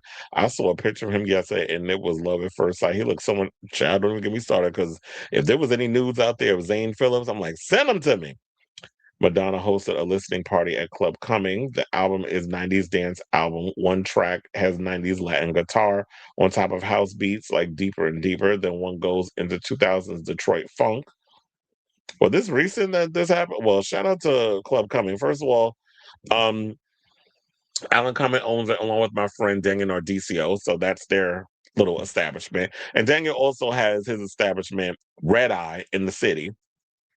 So shout out to him. He said, Think Music. The last song they heard is described as a modern day sorry with spoken lyrics and languages we haven't heard. The 12-track CD is 52 minutes. The 16-track deluxe CD is 70. Well, look, we getting a long album, so I'm excited. My body is ready. You said one track is 10 minutes, 43 seconds. Madonna's longest studio track. Oh, so was she trying to beat Too Long by Daft Punk? Y'all know that song. Too Long is literally a 10-minute song. I think Romanthony is on that. So, if all these details is coming out, I'm excited to hear it. So, she had the listening party, and then we're gonna get into that. We're gonna, the amount of the little video thing. But anyway, first things first. I was like, hold on, what is this? All right, y'all. So now let's get back into the show. And let's get into some music news. So Paramount Pictures and Warner Music Group are getting into business together. So Warner Music has gotten into a first look deal with Paramount. And so basically what this means is that Warner Music Group is trying to get into film content, which means that and it says it has announced a deal with Netflix for documentaries back in March. So who knows? We could be getting documentaries or we could be getting biopics because with the success of Michael, um they're probably looking at what their next big thing is going to be. Now I find this relatively interesting because I'm like, does this mean we finally gonna get the Madonna biopic, which she was trying to do that with Universal at one point, which was supposed to, I think, co-write and co-direct. They said she was going to fully direct, but then I read somewhere they said she was co-directing. And so, with all this, does this mean that we finally going to get this back up and running again? Because I would love to see it. I'm really not feeling Paramount right now, but if there's a way that they're going to put money to get these biopics off the ground, then I ain't going to be that mad. I'll swallow a little bit of my disdain for Paramount and what they're doing right now. So they said, shout out to Variety for the story. So it says, there aren't any projects in development, though Warner's music group's roster includes legends like David Bowie, Cher, Phil Collins, The Eagles, Fleetwood Mac, Aretha Franklin, Led Zeppelin, Madonna, Joni Mitchell, and Frank Sinatra, as well as contemporary stars such as Charlie XCX, Coldplay, Dula Peep, Bruno Mars, and Belcalis Almanzar, a.k.a. Cardi B. Bel Calise. I said Belcalis. I love calling Cardi B by her government. And they also said, we're excited to partner with WMG and their extraordinary artists to create powerful theatrical experiences inspired by generation defining music and talent. This is according to Paramount's co-chairs Josh Greenstein and Dana Goldberg in a statement. Now, WMG and its production partner, Unigram, led by not Amanda Ghost. First of all, y'all remember Amanda Ghost? I mean, once upon a time, she was like in the music and then she started doing stuff behind the scenes. I think she had worked on some stuff with Boy George, if I'm not mistaken. But anyway, shout out to Amanda Goes. And Gregor Cameron will work with Paramount to develop each project in collaboration with the artists and songwriters or their estates. Warner Music Group has a separate creative partnership with Netflix that focuses on documentaries. Now, they said this unprecedented collaboration provides Warner Music artists and songwriters with the incredible opportunity to bring their stories, sounds, and repertoire to scripted features and animated films. This is what Go said in a statement. This partnership finds new ways to empower iconic artists and bring their creative worlds to the screen with music as a central character. Now, music biopics are nothing new, but Hollywood has leaned in after the success of 2018's Bohemian Rhapsody. Since then, all kinds of artists, including Elvis Presley with Elvis, Amy Winehouse with Back to Black, Bob Dylan, a complete unknown, Bob Marley with One Love, and Bruce Springsteen, Delivery from Nowhere, have gotten the cinematic treatment across various studios. That's not to say all have been embraced with equal fervor at the box office. Well, ain't that the damn truth? Because some of the movies did not really do that well. I still haven't gotten around to seeing One Love. I don't even think that movie did well. A Complete Unknown did okay. Um, the Bruce Springsteen movie, they panned that across the board. They just felt like it was a miscast to have Jeremy Allen White playing Bruce Springsteen. And seeing Bruce on that playing yesterday at the Garden, he looks good. So they said most recently, Lionsgate Michael has been a sensation with nearly 200 million domestic and 450 million globally after 2 weekends of release. Meanwhile, Madonna, one of WMG's artists, has attempted for years to make a movie about her life. She was supposed to co-write and co-direct a biopic and even put a number of young actors through a rigorous boot camp before the project was ultimately scrapped at Universal. Now, Warner Music Group CEO Robert Kinkle, I think is how you say his name, promises the collaboration is taking a fresh approach to the space, saying this collaboration with Paramount unites two forward-looking and innovative companies. Kinkle said in a statement, every artist deserves to tell the stories behind their life and music in their own creative way, and we're excited to partner with our incredible talent and world-class filmmakers, to bring these stories to the big screen, growing their audience around the world. But this would definitely be something I would want to check out. So I'm really fingers crossed that with this deal, Madonna will go over to Paramount and be like, you know what? And even though the trash ass Ellison's is over there, um, they'll take interest in letting her do the movie the way she wants to do it. Now, if she wants to co-write and co-direct, I definitely understand that. Or be a consultant, but fully direct, I'm not with that. Madge. Let the professionals come in and do that. But I would love to see that. I also want to see a David Bowie movie. Can we? I don't know if he's a part of Warner, but can we finally get a damn Sylvester movie off the ground? Because one of the things I've been wanting for the longest, I've been wanting a Sylvester movie for the longest. I mean, I don't know who y'all can get to play him, but his story is long overdue. His music has been influential on a lot of people, a lot of women, and a lot of homosexual musicians. So I would love to see that. No to Billy Porter playing Sylvester, but I definitely want to see his story be told. But yeah, so yeah, I would love to see David Bowie. Cher, I would love to see her as well. I mean, I know she had like a book that came out that was giving up her life, and I know she said that she has another book that she wants to put out. So I would love to see Cher's story be told. There's Phil Collins, the Eagles. I don't know, Fleetwood Mac. Aretha Franklin, she already has a movie called Respect with Screaming for Hudson, so she's already played her. I'd like to see something on maybe Led Zeppelin or Joni Mitchell, maybe even Frank Sinatra. But thinking about this newer generation, child, Cardi B's whole life is all over social media, so we don't need a movie from her. But if y'all want to do like little documentaries where like take it more behind the music style, but a little more edgier and grittier, where it's like you're not confined by cable, whatever, on how they have to keep things sort of PG so they don't get an FCC lashing or whatever the case is, then go ahead and do that. But I like this idea, and I just hope however they plan on doing it, it doesn't suck. So I say all this to say, what do you guys think of this story? Would you love to see um someone, would you like to see a deal like this go down with like some of your favorite artists, whoever's on the Warner Music, part of the Warner Music family, a lot of their stories be told in a way where we could see theatrical films based on their life, or as they stated, because Netflix has to deal with them to do documentaries, we see it in that form. So whatever your thoughts are, let me know. And I don't know how many people besides those that they mentioned that's a part of the Warner Music family. So if you have any people that you know that's on Warner that you would like, that wasn't mentioned in there, that you would like to see have their own little moment, let me know in the comments down below.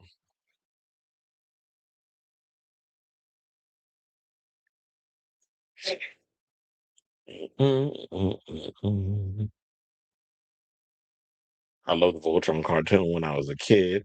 He said a Bjork doc, but I know it would never happen because she's so private, and I always found her life to be so. And she had this crazy headpiece on the other day when she was DJing. I'm like, who the hell is that? Then they said Bjork. I was like, what?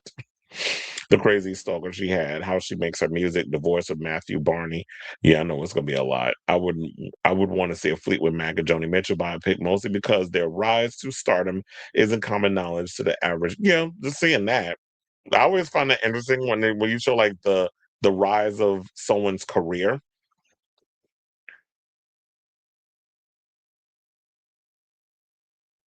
He said it needs to actually be good. Look, the closest we're gonna get to a David Bowie biopic would be Velvet Goldmine. I love that freaking movie. And you could tell definitely from watching that the Ewan McGregor character was definitely based on Bowie. And I love that movie. I remember I used to watch it obsessively when I was like in my teens and 20s when that movie came out. So I definitely think that we definitely need a David Bowie biopic, a real good one. Like, if you're gonna tell the story, we need to tell it all. We got to get into the glam era, the different personas, um, the bisexuality, all of that. I don't think that'll ever happen, especially because that damn estate. Because they tried doing one before. Remember, it wasn't a what was it a biopic? Or was it a documentary? They were trying to do something with Prince on Netflix. I think it was like 6 episodes, whatever. I think it was a docu series, and it was like drama, like a disagreeing with the family, and then they ended up scrapping it. But yeah, we definitely need something with Prince. His difficult ass. But anyway, speaking of difficult, let's talk about Madonna. So we got some new tea on Madonna and what she's doing. So shout out to her. And we have a reason why we haven't gotten a music video between her and Sabrina Carpenter. Like there were so many stories. Oh, she didn't like the edit, all this other stuff, which I didn't believe because I was like, how is she not liking the footage? Because of the digital, whatever the case was. It didn't make sense to me because I'm like, she's done digital videos before. And the format has changed a lot. And if Warner Brothers is footing the bill, you can't be out here complaining how the thing is shot. But nevertheless, the reason why we haven't gotten a music video for "Bring Your Love" and any of the other, the two songs that she's released so far, is because Madonna has a visual film that she's set to release next month at premiere it at the Tribeca Film Festival. So Madonna will return to the Tribeca Film Festival this summer for the world premiere of a cinematic presentation accompanying her forthcoming new album, Confessions 2. The world premiere takes place Friday, June 5th at 8 p.m. at the Beacon Theater in New York City. Funny enough, my job is affiliated with the Beacon Theater. We have the Beacon Theater, we have Radio City, we have UBS, we have, wait, no, I don't think UBS is a part of us. It was Beacon Theater, Madison Square Garden, and Radio City, and the Sphere. I think there's probably more, but those are the only ones I can think of off the top of my head.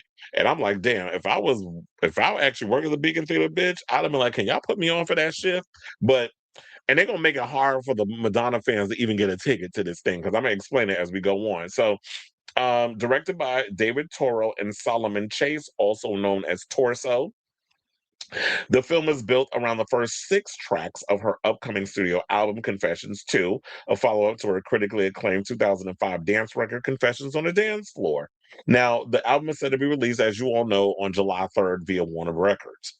So now, following the screening, she will also join the directors in an exclusive interview, which I was here for everything else until they mentioned Jimmy Fallon. I'm like, Jimmy, really? Why do y'all keep going to this baby rump kisser?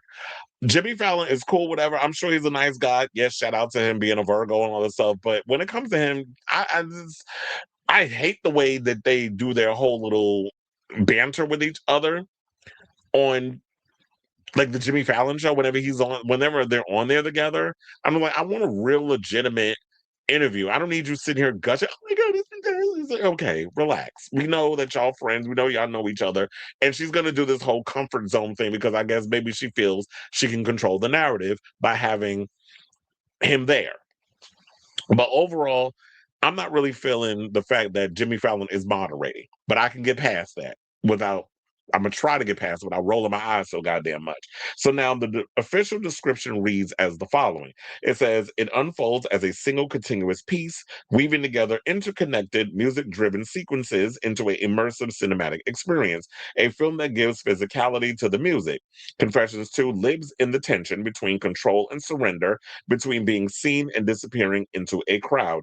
Each song unfolds across 6 chapters, each one a sexy thriller, a dance delusion, an epic fever dream. Like the album, it blurs distinction between tracks, building cosmic narratives that follow a twisted dream logic. Now, the film centers around a fucked up night out, and look, that's their words, not mine. And through it all, the ambushing, the worshiping, the pursuit, everything leads back to the hallowed ground, which would be the dance floor. Now, Tribeca Festival co-founder Jane Rosenthal said the following. They said Madonna has spent decades proving the reinvention is its own art form. Confessions 2 feels immersive, provocative, and completely of the moment, while still channeling the kind of nightlife mythology only she could create. We are thrilled to welcome Madonna back to Tribeca. Now, Torso is a New York-based photography and directing duo formed by David Toro and Solomon Chase, partners in life and work. Oh, they're homosexual couples. Shout, Madonna working with the gays. Who knew, right? It's a joke. Who would have thunk it? And it said their work includes collaborations with major fashion houses and global brands, including runway shows, films, and commercial campaigns that emphasize movement, experimentation, and cinematic storytelling across both digital and live environments and contemporary cultural contexts today.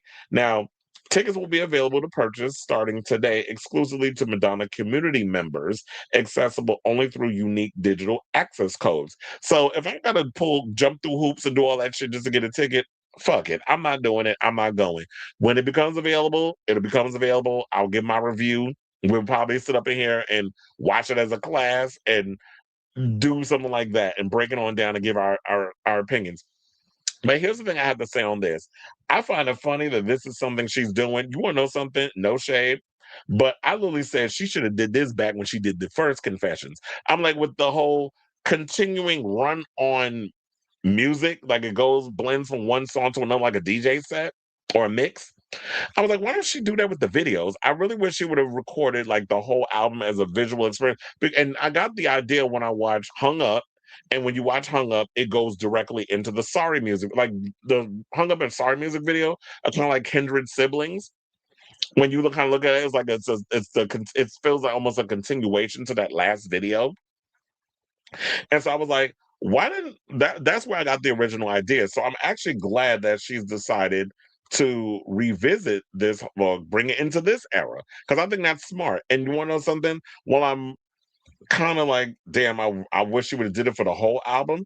But I'm guessing those first 6 songs are crucial to like setting the mood for the entire album. So we're getting a video for I Feel So Free, which I believe is the opener, and then the song Bring Your Low with Sabrina Carpenter, that's track 4. So 2 and 3.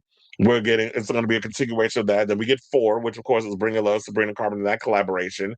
And then, of course, then we get the 2 songs after it. So I'm liking this idea. I'm glad this is something she's doing. She's definitely reinventing the wheel in regards to like some people are like, oh, we already have visual albums or whatever the case is. Yes, we have, but maybe there's a new hook that she has that she's going to bring to the whole visual album experience. And yes, she's not doing every song because the album has, well, I don't know about the standard because I'm not buying the standard. I got the physicals, which are the deluxe edition. I got the grinder edition, and I bought the was it? I bought the grinder edition, which I believe is the vinyl. Then I got the deluxe edition, which is the CD. And I don't have a CD player, but I do have a PS5, so I could listen to it in that. And I, of course, when it drops on Apple Music, I'll have it there and I'll listen to it digitally. So I'll have the digital streams going up. But I'm here for this era. I'm glad she went back to her dance roots. Kind of wish she would have went back to it sooner. But Madonna's always got to be out here doing her little experimentation situation for her to come back to come back home, which was the dance music world. So I'm looking forward to this. I'm looking for this new era, and I'm looking forward to seeing these videos. So now, while everybody I know is all upset, when release the video, when we're gonna get a video. Now you know when we're getting a video. To get in the video, once she has the little mini movie that she's gonna have at the Tribeca Film Festival. Once that drops, then we shall see the whole thing possibly drop on YouTube. And what I actually hope as well is that she puts the visual video, whatever, as physical copies so we can go on her website and purchase that so we can own it. Because trust and believe, when that happens, look at me being her marketing people. Marketing people, do that, please. Make sure y'all have physical copies of it so we can go on the website and buy that as well. And stop releasing these ugly variants of your album because I'm not liking those the covers so far. So I say all this to say, excuse me, what do you guys think of this story? Have you purchased tickets to go see this in Confessions to Visual Film at the Tribeca Film Festival?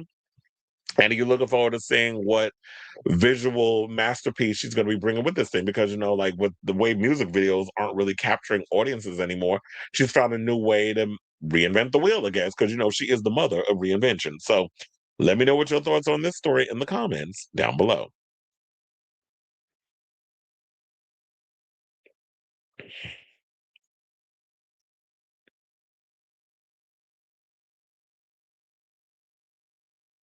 Of course it did.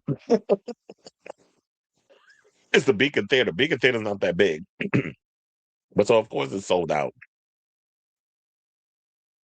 The David Bowie biopic. I do wonder if any of the, like Stefan, because Stefan's in New York. So I wonder him from the MLVC podcast. I wonder if he got his ticket. The David Bowie biopic I watched was called. I don't think I ever heard of that. Oh wait, wasn't that a documentary? There's a David. No, I know there was a David Bowie thing that I think was on. I think it was in the movies at one point, and then it's on. I think it was on HBO Max. I know the same. I hate interviews where they have. Yeah, it's gonna be annoying because like Emily was like, woo, woo, woo. I was like, shut the fuck up. I'm trying to hear what she's saying.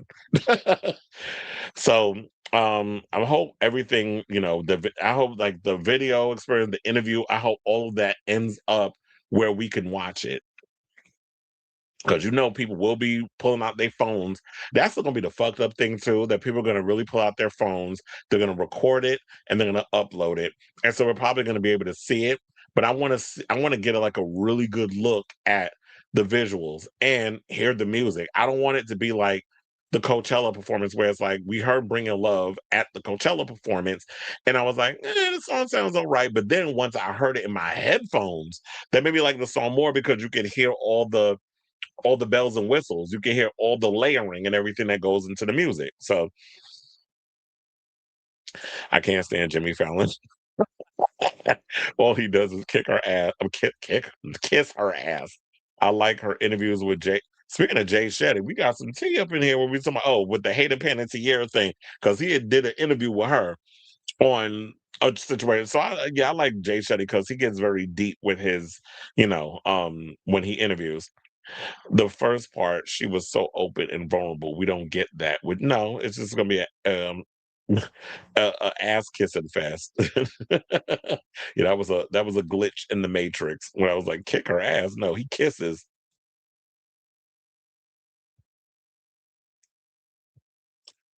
All right, y'all. So now let's go from one gay icon to another. And let's talk about Adam Lambert. So, Madonna has her new album coming out the first week of January, the first week of July.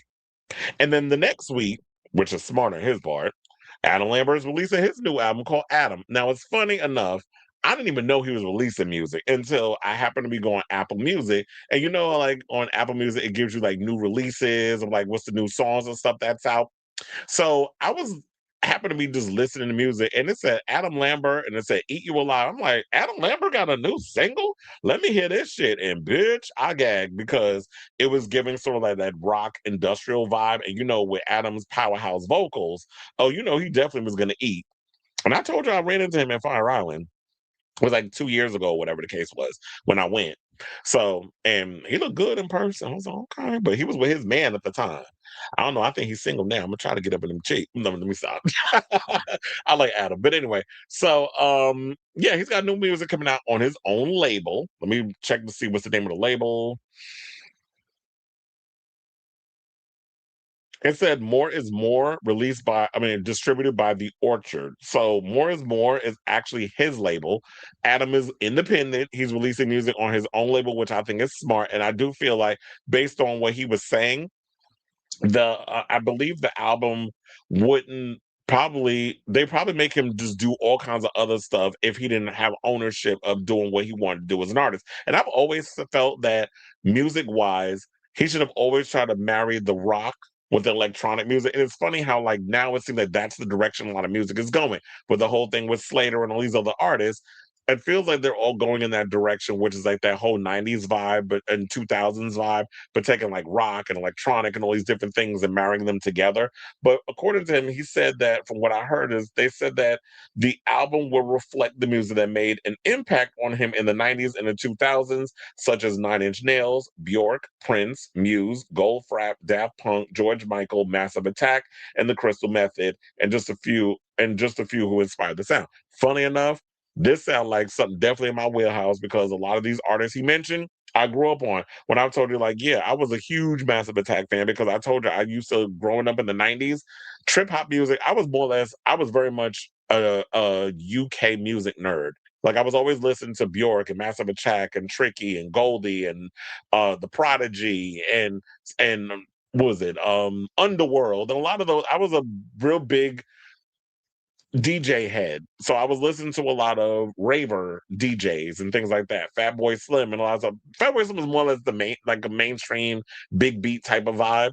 But that was like a lot of the music and stuff. And of course, Bjork. I told you, like the first time I saw a Bjork music video, she sucked me in immediately. I think it was the Possibly Maybe video, and then I saw the All Is Full of Love video, the Chris Cunningham one where she was a robot making out with herself. That shit changed my life. So, and ever since then, I went down to the Virgin Megastore and bought every damn Bjork album. I didn't care if I was gonna go broke, but I bought every Bjork album up to that point, and even the singles, the maxi singles. Some of them were imports, and you know the imports wasn't cheap back in the day, especially if you were shopping at the Virgin Megastore. So, and then Goldfrapp. So he did say with this album that it's going to have sort of more of that aggressive, industrial Nine Inch Nails type vibe, but then also the other side, which I'm like, damn, if I was recording the album, that's definitely the version I would go. I would do the aggressive stuff like the Nine Inch Nails, but also bringing that euphoric, vulnerable side, which would be the Goldfrapp and stuff like that. Because one of the things I love about Alison Goldfrapp's voice is the fact that she's very sensual and ethereal and very much just like come like take you in, very mother. Like she wears a caftan with the curly hair, and she likes the like it kind of gives that whole vibe where it just feels like you're swaying with the wind and the brush of the trees and the leaves and all the other stuff and the grass. Like it feels very much like that. So um now to get into the story, yeah, he said, well, yeah, we already know the song is rock with electronic production, which we've already I'm sure that y'all already heard that. And then he had I feel like once he started doing afters, because I've always kind of like when he did the rock and electronic marry stuff, like that whole marriage. But when he did afters was like, okay, you giving me my life with this. Because I always be wanting my gays who could sing to like give me like those powerhouse dance tracks. And I like the fact that he was experimenting with his sound with the EP, even though I wanted it to be a full-fledged album. But I know you got to do what you got to do at that time. And then he went and did Broadway with Cabaret and all that stuff. And you know, you got to scrape up some coins in order to do the things that you want to do in regards to your music. And now I heard even better. Adam lives in New York now. So who knows? I might run into her again. So um he also talked about the shifting focus of the new material in a conversation with Variety, also landing on his recent theatrical experiences playing a leading cabaret on Broadway and Jesus Christ Superstar at the Hollywood Bowl. That was with Cynthia Erivo, I believe, and discussing how a change in coast has altered his music framework.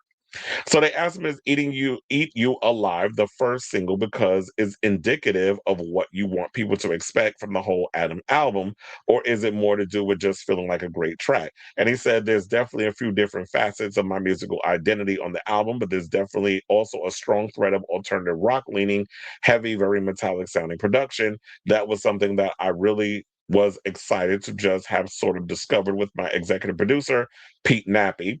And if you listen to his EP, I believe the very last song on the album, I think it's called Face, if I remember off the top of my head.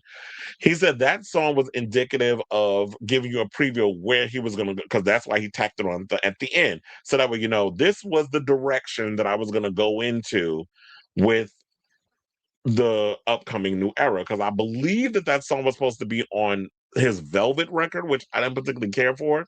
Because it was like he was kind of going to this whole 70s prog rock type sound. And so, I mean, I didn't particularly care for that record. I listened to it once, I was like, nah, it's not for me. But he said that was a kind of direct, but it didn't fit on that, so he put it on this album.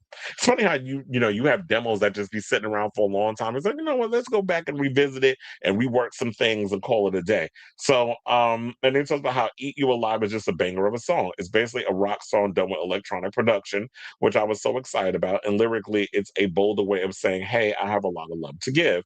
And then they said some people might say lust with all the hunger imagery, but I'm sure you can get a little lustful with it too. And then they said in the announcement, you mentioned a specific period, 90s, early 2000s, which I feel like a lot of people are jumping into the whole 90s, 2000 era when it comes to music. That seems to be the litmus test blueprint. It seems like that's the sweet spot, I guess is the word I want to use, where it comes to the type of genre of music where we had a lot of good music coming out in those times. The 90s was a great time to be alive when it came to the type of music and experimentation, all the different landscapes that we was having with that. So he said, I think in the 90s, there were so many songs and bands and artists that found the sweet spot. Funny enough, he said that. I said that. In the intersection of electronic and alternative rock music.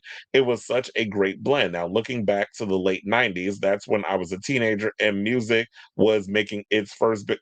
Damn, I think Adam and I are probably around the same age.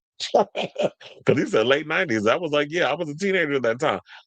Now, before I started the writing process, I was going back and kept listening to old playlists and bands and acts that inspired me then, and I just had this aching nostalgia for it all. So I definitely pulled that in as major references for this project. It was a good era for music. Now, they said bringing in Peter Nappy as your executive producer, was there a reason you were pulled to work with him? They said many years ago, I did a writing session with him, and at the time, I was working on my album Velvet. The whole collection of music at that point was just kind of 70s lo-fi kind of space. The song that I did with Peter was not something that would fit into that, but loved it so much that we put it on the shelf. I listened to it again before I started the process. It was like, you know what? I think this is the direction. We had already kind of embarked on this sort of industrial alternative kind of sound. He ended up working on a song with me that I put out 2 years ago on my EP after. It's called Oh, so I was right. It was Faith. Um, and I really love. I put it at the very end of the EP because I knew I wanted to do more with Pete. So it was like, this is what's coming next. Now, of course, he says that now I'm sure everybody out here is wondering, will there be a tour? And of course, he was like, I mean, you would think that, yeah, with this type of record and what we're getting so far with the first single, that uh, it would make sense to want to tour behind this record because I definitely would want to hear these songs live. And I just heard that Robert sent me something where I think at Brooklyn Paramount, he's actually doing an album release party. I'm gonna try to see if I can go to that. But he also said that, yeah, hopefully. I mean, I want to see how people like it first. That's important. Let's see if everyone's into it as much as I am. I would love to do some shows. I can't wait to sing some of these songs live. The whole album is going to be so much fun. I feel like the exciting thing about the album is that it's a world sonically around it. But there's a couple of different acts to it, the kind of a two-act space. And the other cool thing, I don't know how conscious we were of doing it, but what I realized once the album was finished is that there are almost cousins of the different tracks in other parts of my catalog. Once I put together a live show, it will be exciting to pair certain songs up in a set list. Because yeah, like From Your Entertainment, so many other records, you can take a lot of songs from those eras, and if you want to make it kind of fit into the mold of the industrial rock dance, whatever the case is, you can rework a lot of those songs for the stage. So I definitely feel like it would work for that. And it'll be interesting to see how he puts all this together when they put together the set list. So, and the one thing about Adam is that he sings down. So um I'm actually looking forward to this album. I know, like, if y'all go over to his Instagram, he did post it up there, and a lot of people was in the comments living. Like, let me see who commented. I'm pulling up on my Instagram. Oh, Kevin Avian's official said Adam Wow. Frankie Grande said Major. Manila Luzon put out some hand emojis. Sultan Raja basically put out some heart emojis. Michelle Vasage was like, yes. Cynthia Lee Fontaine. It's like all the drag race people up in here. Fire emojis. Fine ass Tom. Remember Thomas Decker? Where the hell he been? I heard he got an OF.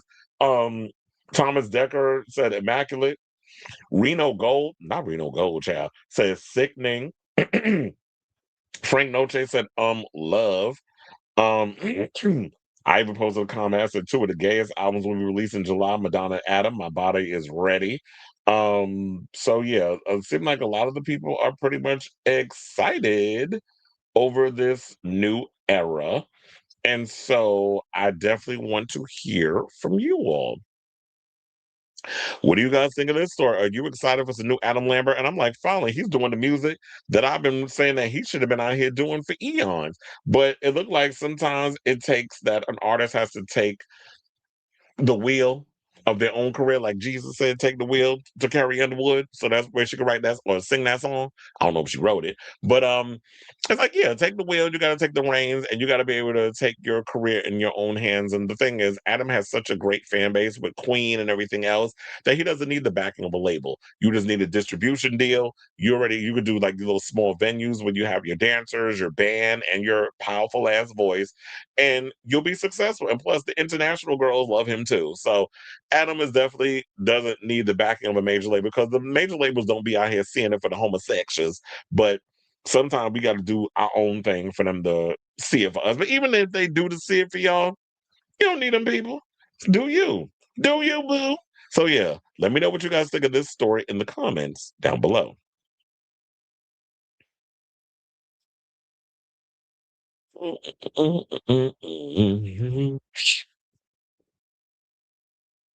I just want a good album. That's all I'm asking for as a new fan experiencing my first Madonna era in real time.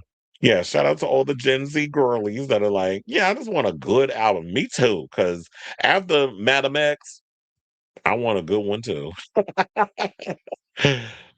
Yeah, same. I didn't become a Madonna fan until a few months ago. I was just a casual listener since the Hard Candy era. Oh yeah, that was the documentary. I do remember, I did see that. That was good. Yeah, I could imagine. But look, he is a Slater fan because I believe I forget who it was, but I think he had told somebody about the new Slater record. It was some conversation I was hearing. I can't remember the exact details, but yeah, he's a fan. But we documentary is called Moon Age Daydream. The reason why is probably because that the last time Saturn was in Aries, it was during the late '90s, which birthed the trip hop genre and industrial sound. I study astrology. We seem to be a lot of people in here study astrology or are really into it. I'm into astrology too. I'm not a big studier of it, but I'm very much into the whole thing about, especially when I be using Virgoisms in here. The 90s sound has made a big comeback. Yes, it has, if it's done correctly. Speaking of trip hop, I love, yeah, me too. I was a big Portishead fan. Shout out to Beth Gibbons. Child, don't even. Mm-mm. I love Sneaker Pimps. I hated when they got rid of Kelly and then they brought in like a male singer. I was like, this ain't it. But I do love Becoming X. That's like I hold that album to a high regard. what is it? Low Place Like Home. I just love the production on that song. Of course, everybody talks about Spin Spin Sugar, but Low Place Like Home is like that's the opening track on that record. That's like one of my favorite songs. Homogenic by Bjork, Mechanical Animals. But first of all, you know what made me love that album? The fact that Marilyn Manson had this whole androgynous look. I've always had this thing where I just love the whole idea of playing with gender as a form of artistic expression because it really fucks with your brain. Because I'm just like, we are made of two genders. It takes a man and a woman to make a baby. Therefore, we have those masculine and feminine features. So embodying that and playing with that, I've always found that to be fascinating. But yeah, I love mechanical albums. I mean mechanical animals. And mezzanine about yeah, I used to run that CD into the ground, mezzanine were released all the same year, all cold and bold, that expresses that Saturn and Aries traits. And then Ray of Light, which all came out in 98. I wouldn't be surprised if artists will incorporate spirituality. Yeah, I mean, when you get to a certain point in your life, you start to feel a little hollow and you need to incorporate, like, I need to find my spiritual side because this industry will eat you alive if you let it. I also saw some clips of him in an alleyway with these huge chunky boots lip syncing to Eat You Alive. So the video was coming, not the chunky boots. But you know, he does love a chunky boot. Speaking of which, Madonna's been running around here wearing them chunky boots too, but I get it. They keep you level because you wore them at Coachella.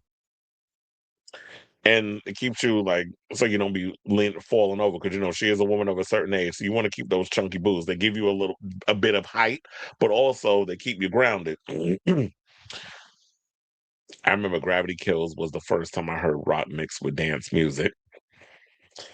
Yeah, I just love that. I like that whole vibe. That's always my thing. So it's like, you know, when it comes to the rock, if you incorporate dance and stuff in it, I don't know what it is about Chris, but he attracts a lot of. I don't know what it is. That's why I said I do be having a lot of astrologers that be in here. Maybe it's my energy because I am very much. I told you I'm very much into astrology. I Spice got what first, and then you saw the score that they gave Chris Brown for his new album. What was it like a 1.2?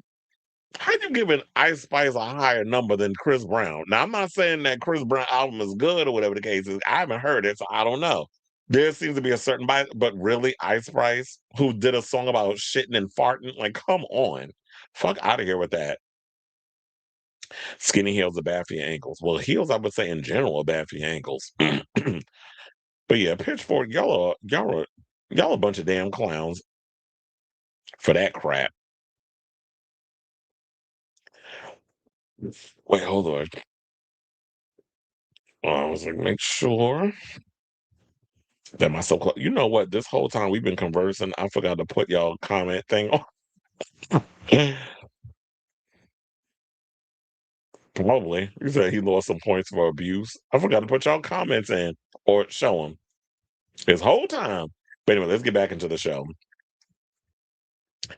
And let's talk about Beyonce. So looks like Beyonce got a victory on her side because apparently the guy that stole her music, he was supposed to go to trial, but he took a deal. And now he about to do 5 years. Well, he was sentenced to 5 years, but let's get into the details in regards of what the whole 5 deal situation will entail. So the man accused of stealing unreleased Beyonce music in 2025 has taken a last-minute plea deal on the eve of his jury trial. Now, WXIA TV is reporting this, by the way. Now, Kelvin Evans received a 5-year sentence with 2 years to be served in prison, and then the remaining 3 he will do probation. And then they said after he changed his plea to guilty on charges of criminal trespass and entering an automobile. So Evans previously pleaded not guilty and reportedly rebuffed a deal in April. He changed his plea one day after his trial got underway because he probably knew that you was David going up against Goliath and you was going to lose. And I'm not saying like you shouldn't go up against Goliath because there's some Goliaths you need to go up against. These greedy ass oligarchs that sit up here and try to kill the middleman, or those of us who are trying to get a squirrel trying to get a nut, but you really went up in a situation and you stole someone's property.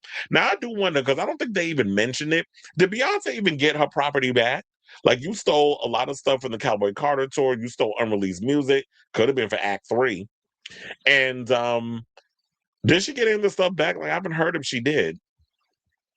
And of course, I should point out that Beyonce's reps did not immediately return a request for comment after all of this stuff went down. Now, Evans was arrested last August, 1 month after choreographer Christopher Grant and dancer DeAndre Blue filed a police report stating the trunk window of their rental car had been broken and two suitcases were missing. At the time, they were in Atlanta for Beyonce's Cowboy Carter tour. I think it was maybe the second to the last show ever of this Cowboy Carter era was when all that stillation went down. Now, while an arrest warrant was issued for a suspect a week after Grant and Blue filed the report, Evans wasn't arrested for several more weeks. Excuse me. He was officially named the suspect in September. He was released on a $20,000 bond in October. He had that kind of coin laying around? Or maybe it was a GoFundMe setup. Now, in the police report, Grant said that he had been carrying personal sensitive information for the musician Beyonce. These included hard drives that contained material related to her shows in Atlanta, as well as watermarked music, some unreleased music, footage plans for the show, and future set list. Now, at the time of Evans' arrest, the Atlanta Police Department reported that the stolen items have not so it hasn't been recovered. Heading into the trial, it was still unclear if they had been found. So it was like they don't even know. And I was wondering, I mean, had our stuff been brought back? But it looks like it hasn't, and it's unfortunate that people have their hard work stolen and all this other stuff. But I guess at this point, it is what it is. What are you gonna do? But except you took her stuff, it's somewhere out there in the world, and now your ass about to go to jail for 2 out of the 5 years that you've been sentenced. So, congratulations, Beyonce. I guess that's a win for you on the fact that justice has been served on that part of a thief has been put behind bars. But unfortunately, you still didn't get as far as we know, your property hasn't been recovered. So I want to hear from y'all. What do you guys think of this story regarding the latest on um, this guy who basically took Beyonce's stuff, has been sentenced to 5 years, 2 years in the clink, and the rest of the 3 he'll spend it on probation. So whatever your thoughts are, let me know in the comments down below.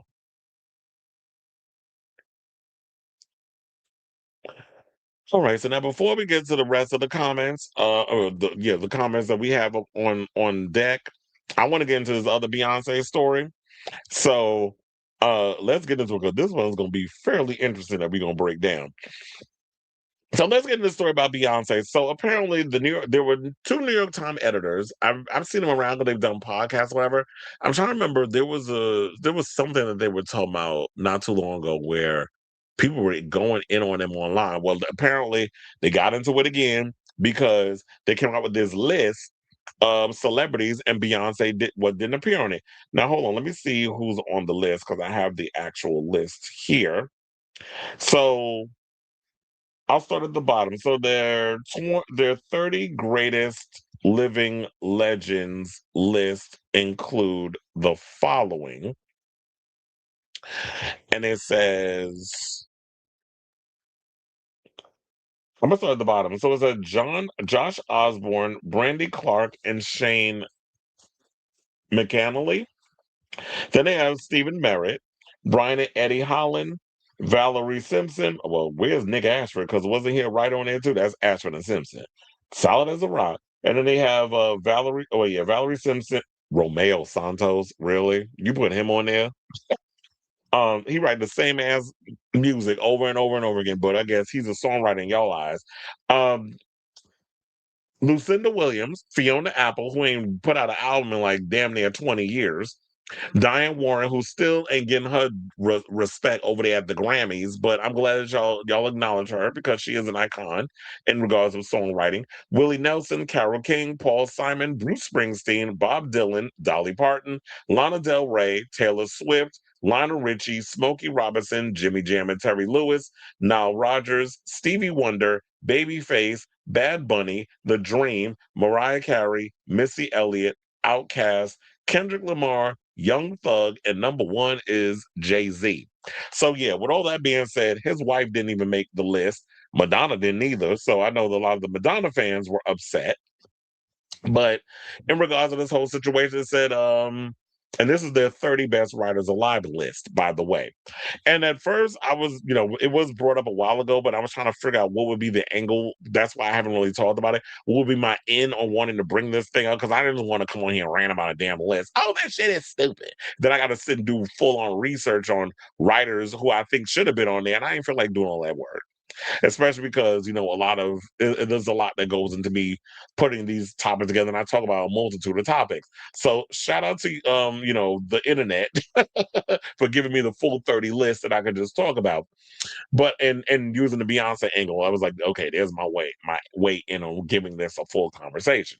So now the editors explained the reason Beyonce was not included on the list is that because they primarily view her as a performer, executive producer, and a curator rather than a writer. Now I do have the clip, but I was like, I definitely want y'all to hear from this. Shout out to Reddit, because that's where I got the clip from. Hold on, because I want to make sure it doesn't play. That's the annoying part about these things, is that the constant refreshing of the videos, and then I gotta do a whole pausation situation. I know y'all don't care about all the technical stuff, but yeah, we're gonna play this clip and then we're gonna come back and then we're gonna talk. Please hold. Can you read this comment from Craig? So this is Craig. Craig wrote, Beyonce left off because did her style of parentheses genius collaborative songwriting count her out? Her last 3 albums, Lemonade, Renaissance, and Cowboy Carter, are genre-bending American classics. Referencing American Requiem at this point would seem appropriate. Be interested in the thought process of the judges, please, period. Those old ideas. I can tell you mine. Buried here. Yeah. I think. Yeah, hold on, I'm trying to fix the. Okay, I think I got it. Think of Beyonce as a curator and an executive producer.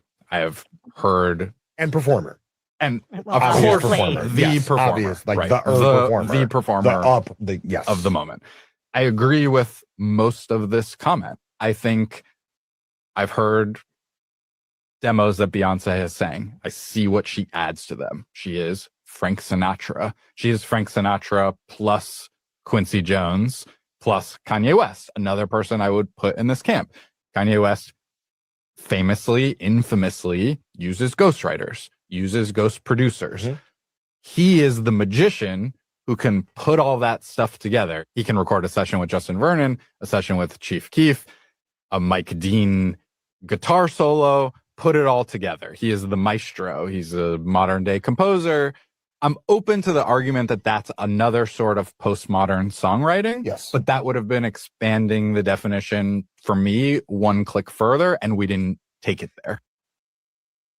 Okay, so yeah, so hold on now, I don't want that to play. But yeah, so that's basically everything he just said there. Last time I checked, I've said the same thing, where especially when it comes to Kanye West, I've said that, where it's just like, yeah, Kanye West is someone who is notorious for using ghost writers and ghost producers, all this other stuff. He comes and they bring him the beats, they bring him the lyrics, all this other stuff. He adds things in, takes things out, does his little whatever. And that is when you have a curator, someone who's really good at managing. And in a way, that's what kind of a producer is. You have your beat makers, you have your certain producers that do certain things. He's somebody that comes in and does the same thing, where it's like, oh, you hear something or somebody writes something, you get ideas and you bounce them off each other. Now, does that make you a songwriter? No, that's somebody who's able to kind of bring things together and make it collectively to come up with something that other person that created didn't see. So I'm adding an extra layer or a little more seasoning to the gumbo, if you will. So I hate the fact that, yeah, people don't put Kanye in the same thing, but I'm glad he said it, because I've been saying this for years, and now it took this man to say it for all of a sudden be like, okay, I think I know what the fuck I'm talking about. But let's also not mistaken the fact that, you know what, Beyonce has been called out in the past for taking credit for other people's work. So if we're going to talk about the things, we're going to talk about it, because, we don't shy away from shit over here. We're going to get into the meat and potatoes. So, of course, I had to write this when I wrote this article. So, yeah, because there was somehow that, now, She'd been accused in the past of taking credit for writing some of her biggest hits, including Irreplaceable, which was written by Neo. And what he said was this. He said, apparently Beyonce was at a show somewhere the night before the song came out, and she said, I wrote this for my girls, and then the song came on. He said, the song is a co-write. I wrote the lyrics. I wrote all the lyrics. Beyonce helped me with the melodies and the harmonies and the vocal arrangement, and that makes it a co-write. Making my contribution and her contribution made the song, meaning my contribution, her contribution made the song what it is. The sexy love singer went on to explain, when I talk about Let Me Love You, and I don't always speak on the other person that wrote the song with me. If you ask me, I did write Let Me Love You, I'm going to say, yeah, I did. She wasn't lying to discredit me. She wasn't trying to take any credit for me. Beyonce is not that kind of person. I know her personally, and I know that she wouldn't do me like that. I appreciate the love, but it wasn't that big a deal. Because it's like, yeah, they contributed in a lot of ways. She added her part, he added his part. But of course, people hear like, no, I wrote Irreplaceable. I wrote the lyrics. Therefore, people think that the only contribution you give to music is the lyric writing. It's like, no, I came with the harmonies and the melodies. So yeah, you get a songwriting credit. And yeah, in music, that is something that is included as part of the songwriting credit. I came with the sound, the melodies. I came with those other stuff to help elevate the song from what I originally heard in the demo. That is a credit. And I think people don't understand the amount of layers and stuff that goes into songwriting. It's not just, I'm going to sit down and write to the beat, and that's considered it.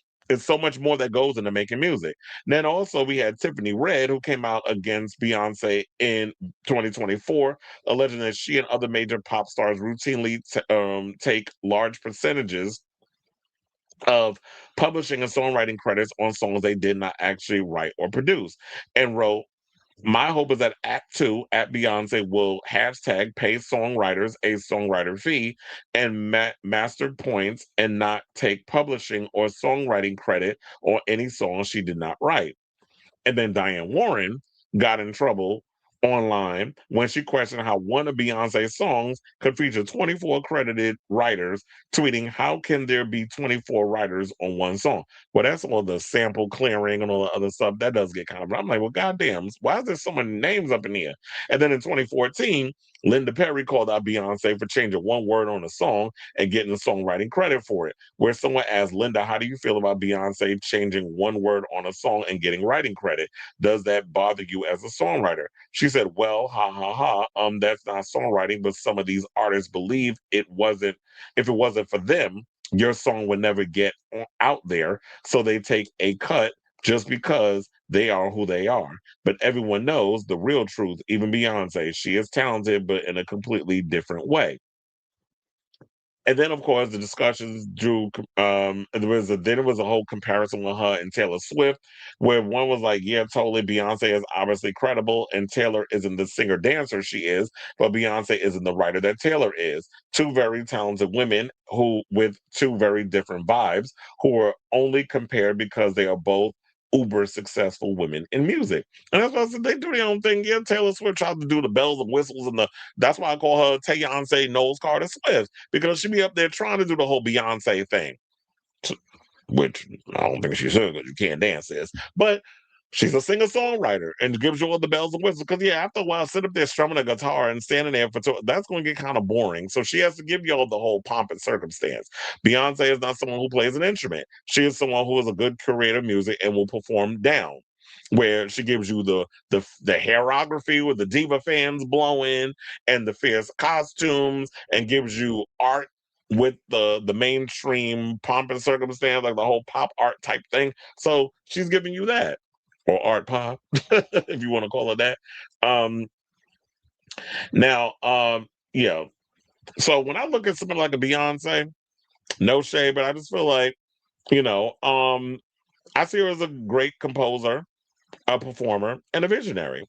And I do feel like in America, we have this tendency of going through this whole imposter syndrome situation where you look at certain celebrities and they feel like if you don't write your own music, then you are not a real artist. You are not a real songwriter. I hate that whole gatekeeping bullshit that a lot of people do. It's like, yeah, if you don't sit there and write your songs, you're not a real artist. Fuck you. First of all, not everybody can write a song. There are people who have ideas or hear a song and they're inspired. And it's like, you know what? I have an idea that I can take that song and make it your own. Whitney Houston has made an entire career, and Celine Dion has made a full-on career singing other people's songs. I mean, I know Billy Porter is bitter because Celine Dion took one of his songs and one of his songs was given to her, and there's a whole story behind that. You got to look that up. But yeah, there's people out there. So my thing is with this list, as long as you love what she does and you like her music and it makes you feel away, who gives a shit what two guys from the New York Times have to say? I mean, the opinion of these guys shouldn't matter. Now, I was curious when I was putting this together.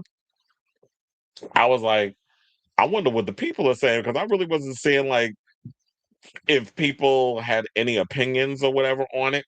But I did manage to find some people had some thoughts.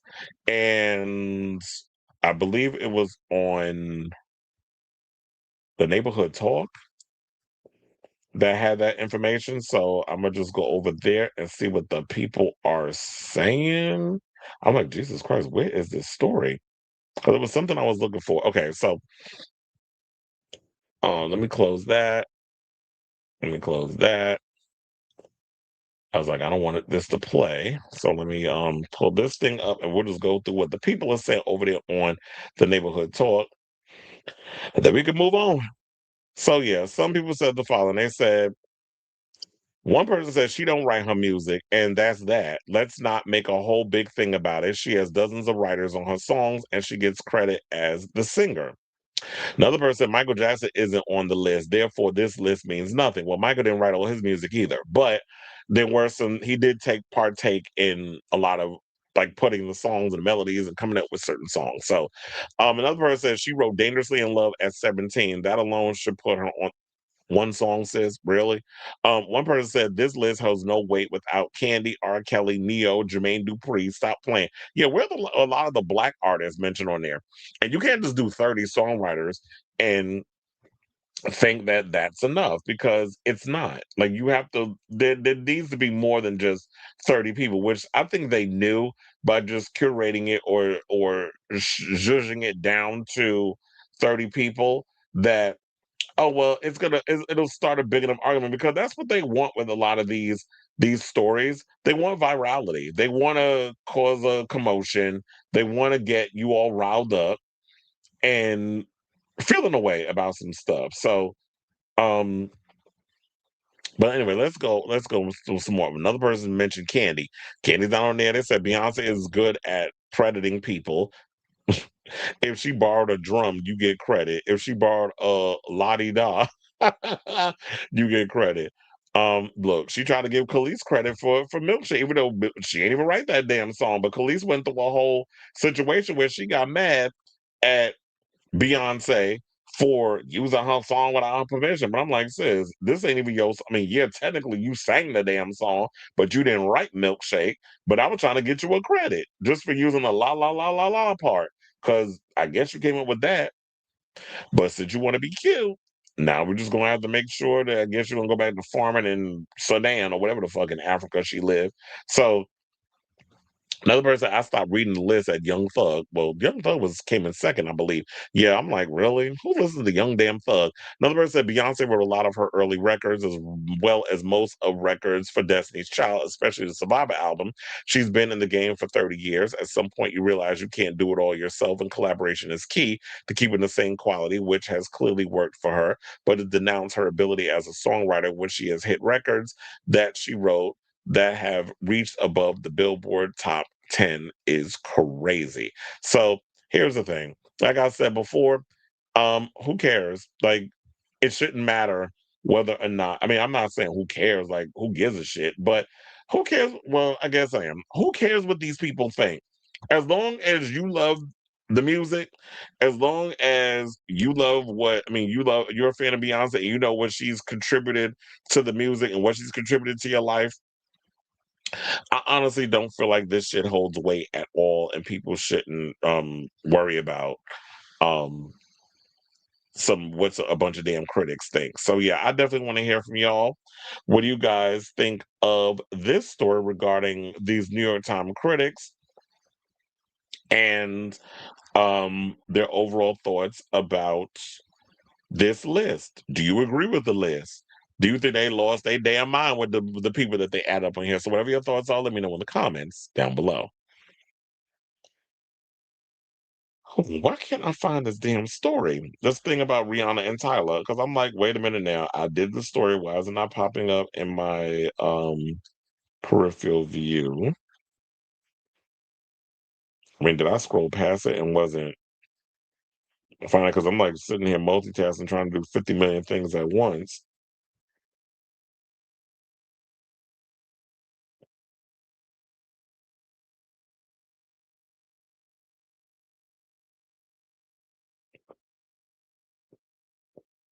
Yeah, I don't know why I don't see it.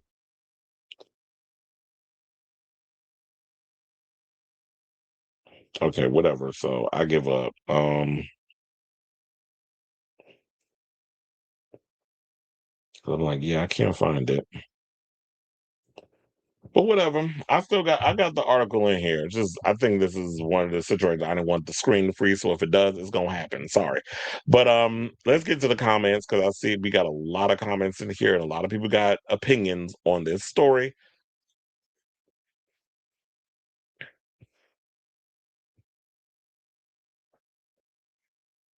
He just called it brown.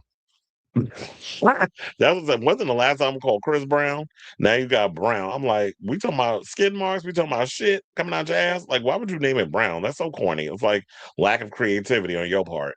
Like, kind of and the music sounds pretty much one and the same anyway. I saw Chris Pitchfork score 1.3. Love Bay, how dare anyone have the audacity to steal from her. But free him. I don't think anyone even seen these leaks. I ain't even getting into that. I like to do danceable rock remixes. I've done quite a few. I don't get how some artists' stuff never gets leaked, but some are so easy to get stems from and unreleased demos.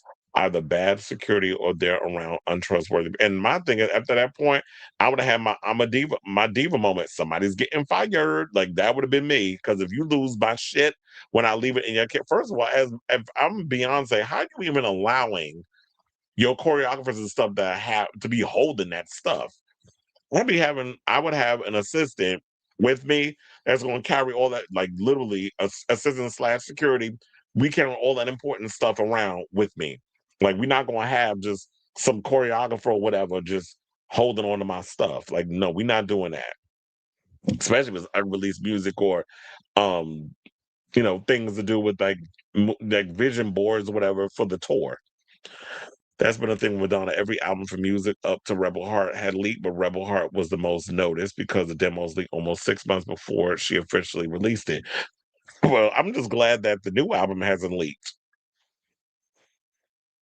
So we ended up with about 50 demos from those sessions.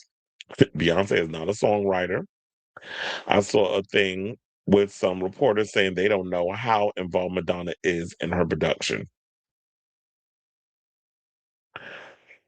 And I'm glad you put reporters in air quotes because Madonna has always told you how involved she is in her production. We've even had people who've worked Madonna who have told you how involved she is with the production to the point that she micromanages. Like she's very hands-on when it comes to the songwriting process, the production, everything. Madonna is very hands-on when it comes to what she's putting out. So for them to continue to play this same like this tight ass line at this point in her career is it's tired. It was some people who said they worked. Oh, please. Yeah, we know it was the New York Times. I honestly agree. Bey, Madonna, Britney, Kanye, Travis Scott, and so many others are skilled at collecting people to make them successful, but they struggle as solo writers, producers. Well, yeah, I mean, there's nothing wrong with collaborating. I'm all for a collaboration. I was like, shit, if I was in a situation where I'm in a songwriting process, I was like, give me two people that I can work with, one or two people, and we just sit down and we come up and we just riff off each other. It's kind of like even what you're waiting for, like when, which I totally forgot that Linda Perry produced that. And she told about how she came up with that idea because it was their first session, Gwen clearly didn't want to be there because this is around the time when she was still in No Doubt. She wasn't sure she wanted to go solo. And that was when the idea came and Linda wrote some stuff down. The next day she came in, she said, "This is your song." She said, "What is this? This is your song." And they started kind of going back and forth like playing tennis. I'm gonna do one, then you do one, then you do one, then you do one. So they coming up with stuff, and then she said she wrote the song, and you know, rest is history. Madonna wrote 5 of the 8 tracks on her debut album. I was like, "Oh yeah, when you ain't got money, writing them songs." I've never been in a room with Bey, so I don't know. She supposedly did a lot of writing in DC. She supposedly gave it up for some reason. There have been people. Well, I guess when you have a lot of people who are in the business, and you can have people come in and write songs for you. It's like, well, why write? And it's like, and then if I hear the demo, I'm gonna just come in and make my little arrangements and call it a day. So I think it is both. It's like you said, for and against. I own Lana's poetry book. She definitely studied poetry like Whitman, Nabokov, and Leonard Cohen. There's always a lot of Leonard Cohen influences when it comes to songwriting. Taylor Swift is a songwriter, but not a great one. That I do feel that her songwriting is very pedestrian. I think Kanye is a better producer than writer. Well, of course, it's kind of like Diddy. I don't write rhymes, I write checks. He's someone who's very good at curating people too. I watched a clip where they talk about Madonna. It's the same group of people. That's true, but how many of those songs she wrote on her debut were acclaimed for their writing?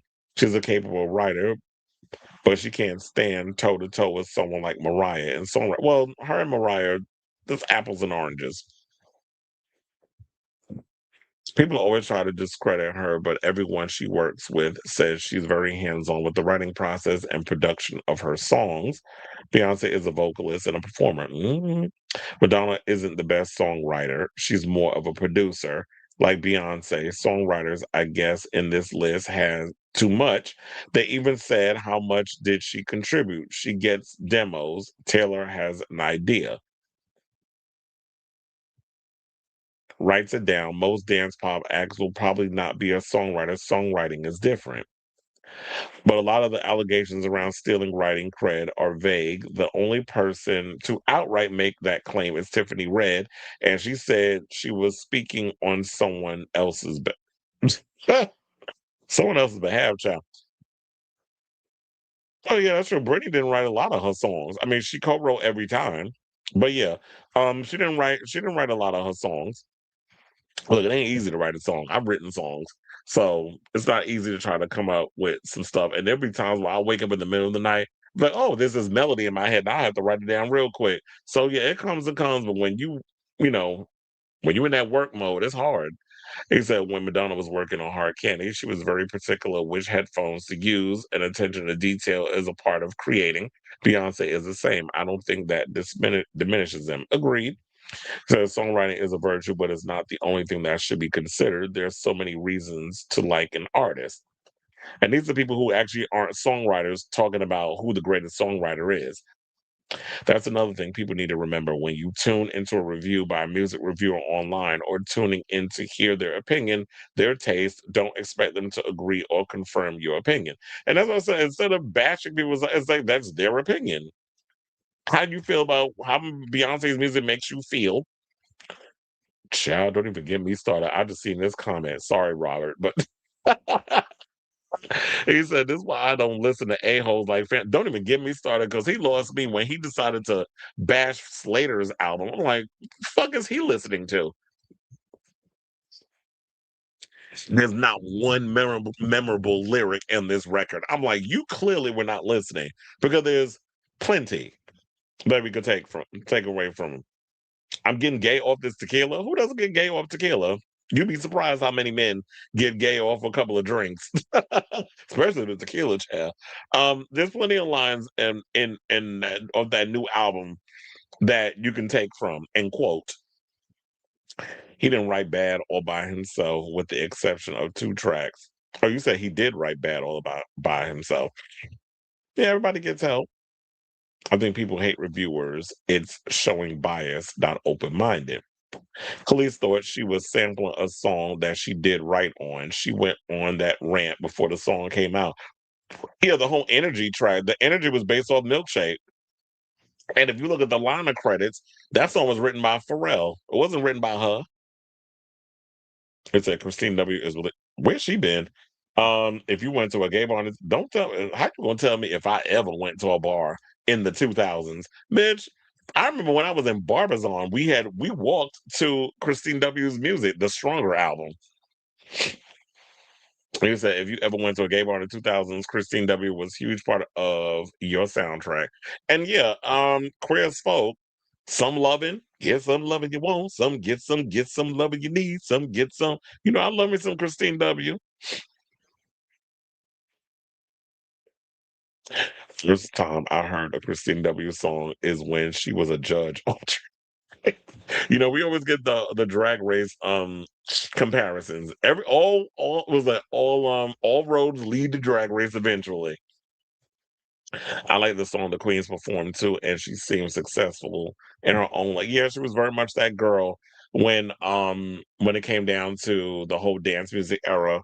When we were all growing up, it was, you know, the Thunderpuss remixes, and I think she was on Tommy Boy Records, along with like Amber, who, you know, I love me some Amber, Jocelyn Enriquez, then of course Ultra Nate and all of those girls from like the 90s and the 2000s. I tuned out. Well, yeah, that was one of the reasons why I turned away from her too. But I do live for the music. As for this New York Times list, I'm just glad Fiona Apple is being discussed in 2026. I knew good and well she wouldn't have agreed to be interviewed for this, and she lives in NYC. She's in my top 5 of all time. Yeah, she's like in the cut. Fiona ain't trying to be messing with these hoes. Again, Bjork never gets the credit. Yeah, she should have been on there too. Well, a lot of people think Grimes is crazy, but that's a whole nother conversation for a whole nother day. I said she probably went crazy from getting fucked by Elon Musk. That sperm is tainted. The problem is not everyone can be a prince, playing 18 instruments, making runs, and producing everything. And yeah, you're gonna end up dead like Prince too, with all them ailments he ended up getting from doing too damn much. Not a-hole Fantano and the Singapore. Yeah, 2 people that work my root canal nerve. You said and the Singaporean collaborated on a video together and compared. Child. Charlie XCX and Madonna, I'm not joking. I sent it to you on a foo-foo Facebook account via message. Trash. I'm like, these 2 morons, can somebody just put them out the pasture? They were my root canal nerve. I don't use this Elon Musk app anymore. Oh, you think you don't use the twatter? All right, I'm like, these 2 morons out here with they bullshit. You and me both. Her pretentious ass. Anyway, where we going? Okay, let's talk about Miss Make Me Sweat, Make Me Guala, if that's the lyrics. You know, her one damn hit. So yeah, fans are convinced that Rihanna was subtly shading Tyla for some of the stuff she said. I don't know. I can't, for some reason, I couldn't find the article, but I got it as a backup just in case. But yeah, so Tyler was out of here. You know, there was a Met Gala situation that went down where Tyler was at the Met Gala along with Rihanna. She said she went up to Rihanna and Rihanna was like, she was running to her baby daddy or whatever the case was, didn't want to say hi, wasn't really feeling her, whatever the case was. So what is it? Oh, so but the fans felt like that Rihanna was throwing shade at her, that she's more or less for another girl than her. I think it was Arya Starr, because she did play her in her little background music, whatever. So here's the video, courtesy of Twitter, because I wound up finding it over there. Hold on. It was like, of course it's gonna play again. Where Tyla made herself look real small. Now I'm seeing Confessions 2 trending. I may have to check and see why that's trending in a second. Over there on the Twitter network. But yeah, here's the video, and this is like immediately out the gate. You see her over in the corner, like the way she got her hands folded in front of. That's literally like shrinking yourself to because you feeling a way around. And Rihanna probably got that energy going about her where it's like you would feel kind of insecure. But anyway, every now and then I feel insecure from all the pain. I'm so ashamed. Okay, anyway, let's. Read it up, Reed. That's my God for years. I called you. Reed, how you doing tonight? Good? Yes, how are you? Peace and blessings. You know, I go backstage live. You know what I mean? You know how we do that. What do you think about tonight? It was good tonight? You had a good time tonight? Look, I just got here, man. I'm just happy to see everybody. That's the fact. Backstage live. I won't be backstage live. I caught you at this fashion show. Look at my God. Yeah. All right, so y'all pretty much got the gist. Now, it looked like A$AP was literally Kiki and having a good time. Rihanna looked like she ready to go. Like she over it. She over dealing with these damn fake-ass celebrities at this Met Gala. I just came because I want to look cute in my fashions and I want to show face and be the businesswoman that I am. But I'm over all the pomp and circumstance of the music business. So she was there doing her thing. But apparently Miss Tyla was feeling away about the whole situation. And well, yeah, now I had to pause it again because now it wants to act up. So, yeah, she decided she was in her feelings about the situation, and now we're going to play that clip and hear what Miss Thing, who should have kept this shit in the archive instead of recording it and posting it all over social media, had to say about her experience with Riri. So, let's play the clip, and then we'll come back and talk. I look crazy right now, but I just woke up. My voice is raspy. But basically, y'all, everyone knows I love Riri. Oh my gosh. So I met her last year and she was cool. You know, I met her, but I think she was occupied because she was like, I went up to her, I was like, oh, hey, you know. She was like, hey, my baby dad's calling me, and then she left. And I was like, oh, maybe she was busy. So I don't know. I felt awkward. What the heck? I felt awkward. I don't know how to say hi. If I feel like someone's busy, it's like, So this time, I was waiting for my car, and she was right there, and I was, yeah. So this time, yeah, I don't want to go up because I felt like she was busy, you know what I mean? And the last time she was busy. So I want to, like, when we do speak, if we do end up speaking ever, I want it to be like calm so we both can just, you know, vibe and talk nicely. So if you want to vibe and talk nicely, I'm like, okay, girl, whatever that. I mean, okay. So it's like, I want to vibe and talk nice. I mean, what the fuck was you expecting? The fact of the matter is, you saw her, she saw you. Just say, hey, how you doing? Give a little long, you know, little fake Real Housewives kisses that they do, the air kisses or whatever, and then go about your business. But I don't know what you wanted. You wanted her to adopt you and be your mother? Because I guess at this point, you know, Rihanna definitely needs daughters. I mean, she's at that point in her career when she started at like, what, 16? She's pushing 40. So Beyonce has plenty of daughters in this industry where it's like a lot of the girls who grew up looking at Beyonce. Beyonce's been in the music business for 30 years. So a lot of those girls are taken from, have been inspired by Beyonce, and Beyonce is mother to them. Now, Rihanna definitely needs her daughters. And it looks like to me with Tyla, which cute girl, but the music is like, it's like Benson Boone. Cute to look at, but when you hear the music, it's like the music is ass. Like to me, it's like when you look at Rihanna has hits. When I look at Tyla, yeah, I'm sure that she get y'all whining the puss or whine your hips or whatever the case is when you hear some of her music. But is it something that you're gonna want to listen to a decade from now? I mean, probably maybe that make me sweat, make me holler, whatever that stupid ass water song. I mean, that's gonna make me want to drown myself if I hear that shit again. But if you want to, when it comes down to the other music, it's like this music ain't gonna stand the test of time. When you hear Rihanna, I was like, yeah, we know we got Panettiere, we have Please Don't Stop the Music. We got a lot of the songs on the Rated R era, which I live for that album. Like there's so many different eras that we have in Rihanna that where if the songs come on, we gonna bop our heads and we gonna dance to it. So but when it comes to this girl on the left, no, I'm not feeling her. She cute, and I understand she's probably trying to come. I mean, the way her team, it does seem like they're trying to make her the next Rihanna, and I think that's what I hate about this industry is the fact that we already have the person that exists. You don't need to always try to find the younger, more agile version of the pre-existing person because you're trying to replace them. Rihanna already did what she did for the music. She already made her mark. She already stamped, put her stamp on the whole music thing, being that edgy international pop star. And we don't have many black girls that's out here that's doing what Rihanna did back during the Rated R era, which is when her career catapulted to what it is. When she decided to take matters in her own hands and did the whole Rated R era, because look, Me Against the Sun, that album was in.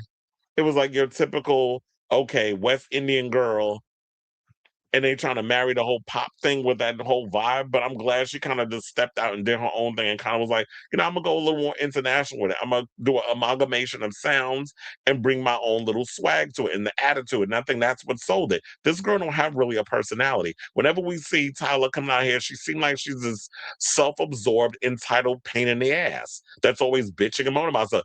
Her arm's so damn skinny, she can't even hold her own goddamn awards, which I'd have been if I was Little Nas X and that other one, who was it, Chloe Halle, one of them, I'd have looked at her like, that bitch, you done lost your mind. You better carry this shit, I'm gonna take it home with me, but I'm not your maid. I'm not holding your award for you. Who the fuck are you? Some girl that got popular for one damn song and you want me to sit up here and hold your, I can't hold it. Well, somebody better hold it, bitch, because it ain't gonna be me. So with all of that being said or whatever, maybe Rihanna's feeling away because she's like, oh, now these people up in here, maybe she knows something we don't. The people behind the scene trying to make her into a younger version of me. And it's like, no, there can only be one me. It's kind of like when, now I know we don't want to be used up because she can't sort of cancel. It's like what Nicki Minaj said on that, I Don't Give a Song. It's only one queen and it's Madonna, bitch, when they were trying to duplicate her. So it's the same thing when it comes to Rihanna. There's only one Rihanna. And it's her. So you can take inspiration, which people should do. All artists do it. They all take inspiration from other people. But the difference is that you bring you a sense of who you are to those people that inspired you. It's like Rihanna took Madonna, Grace Jones, so many other people that she loved in regards of like the visual aspect of the music and everything. But I'm gonna bring my own little source to it. And that's what you have to do as an artist. You can't come in here and try to carbon copy what exists and think that that's just gonna be okay.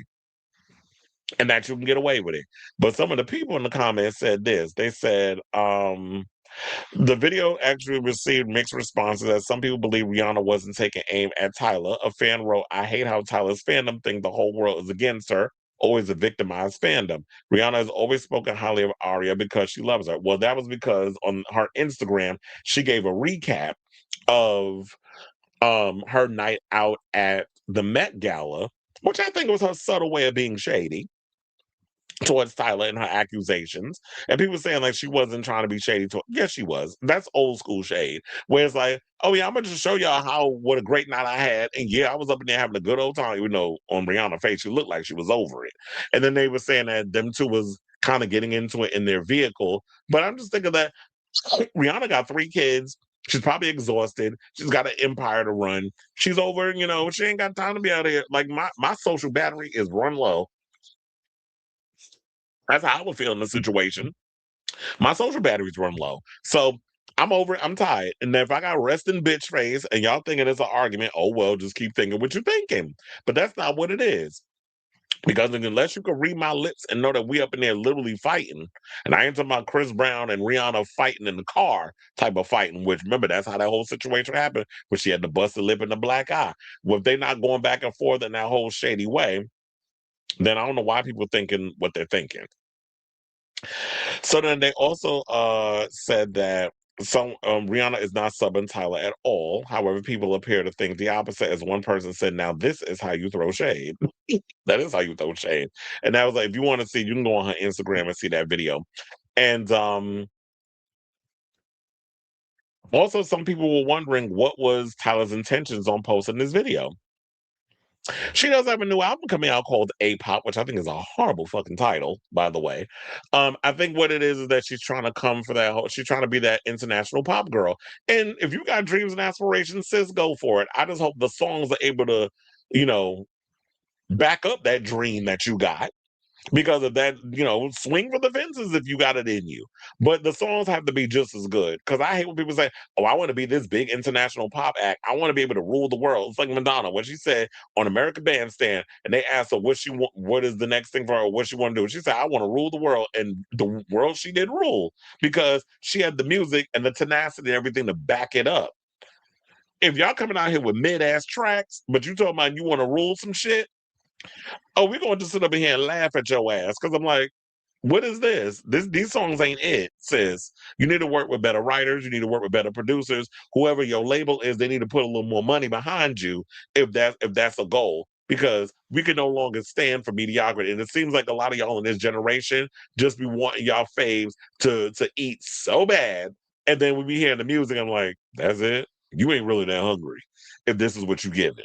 So I definitely want to hear from y'all. What do you guys think of this story regarding, excuse me, this whole Tyla Rihanna situation? Do you think it's much ado about nothing? Do you think her team is trying to make her into the next Rihanna, whereas Rihanna is who she is? There's only one Rihanna, and you'll never be able to duplicate her success. And you shouldn't want to do that. You should be able to come out here and carve your own lane and do your own thing and be successful in that way. Because as I always say, Rome wasn't built in a day, but a lot of you pop acts, y'all be wanting that Beyonce, Rihanna type legacy with only 2-3 years in. It's like, no, you need to put in decades of work, not a couple of years of work. Because you cannot be considered an icon and a legend for only being around in this industry for 2 damn years. You done lost your mind if you're thinking that shit. So let me know what you guys think of this story in the comments down below.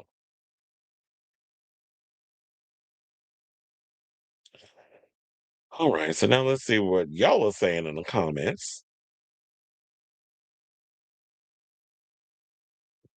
Said Tyler was messy for that, but I live. Oh, I live for it too. It was grist for the mill. You was out here being messy on purpose because you want to draw attention to that album that nobody's going to listen to. My thing is, what would be the reason for Tyler to reveal this information besides making her look bad? Every time, not girl boot. It seems like every time she open her mouth, every time she do something, it just shows. It just goes. It makes her more unlikable. Because some of the things that like some of the little moves that she be making out here. Rihanna probably hates the comparison because she knows that Tyler doesn't have any spice to her. It's no umbrella. It's no SOS. And it's absolutely no rude boy. That's why I said all y'all trying to make her like this international island type pop star, even though Rihanna's from Barbados and Tyler is from South Africa. But yeah, like we said, there was no seasoning added to the gumbo, and that's not what your music's not giving her that, or that's not what your music is giving. They did absolutely. That's why I made the comment about Madonna and the Nicki Minaj and what she said on that song. I don't give her. They did it with Gaga, calling her Madonna 2.0, but she can't cross boundaries. Nobody wants to pave their own lane anymore. Absolutely, nobody wants to take risks either. You said, I like her music, but of course she's no Ree. That blue dot fever will hump. Ooh, okay, because if they try to even set her up with an arena tour, I'm like, girl, you don't lost your mind. That's why I was like, the smart one out of all of this is Selena Gomez. Selena Gomez is doing smaller venues for her upcoming tour. And one person did say that it probably because it suits her voice better to do a smaller venue like a Beacon Theater or maybe a Radio City or Brooklyn Paramount versus doing Madison Square Garden. Now, don't get me wrong. I live for if y'all want to come to Madison Square Garden. Y'all keep me working. But I'm also here for y'all doing like we need to not make looking at doing smaller venues a bad thing or a failure. What's wrong with doing small? I like the whole intimate setting. So people got to stop hating on that. All right, y'all. So, I forgot to do my little situation. So, when we get down to the four thing, but we down to our final three topics. So before we get to our final 3 topics, if you can please do me a solid and hit that like button. If you are new to the channel, hit that subscribe button. And also be sure to smash the notification bell so that when we go live with a brand new episode of Chris Avalon Unfiltered, we have super chats. We also have super stickers. But if you can hype the channel and share it with your people, whatever that case is. I appreciate all of y'all that sit and watch, as well as y'all in the comments and all this stuff. All the new subscribers, shout out to y'all, because we did get a couple more. And thank you for your continued support of this messy ass show that we do over here. So without further ado, let's get into this Hayden Panettiere story. And she's, because she's on this promotional thing regarding her upcoming memoir, where she also told about her relationship with her daughter, who she had with, I think is it Vladimir or Vladimir? We'll call him Vladimir, because you know how they are with the W's and the V's. But anyway, Vladimir Klitschko, she has a child with him. I think she was talking about how she went through alcoholism and postpartum depression, that sort of thing. Vladimir does have her daughter full time. They live in the Ukraine, which I find relatively interesting because they bombing over there, aren't they? But she said her daughter speaks 4 languages, and when she finally got herself together, she didn't, because people told me, I guess they looked at her as a failure as a mom or whatever. And she's like, look, my daughter has, a good education. She speaks 4 languages or 5 languages. Look, she speaks more than 2, more than me. So yeah, but she's been going through it and all this other stuff. And she says, like, you know what?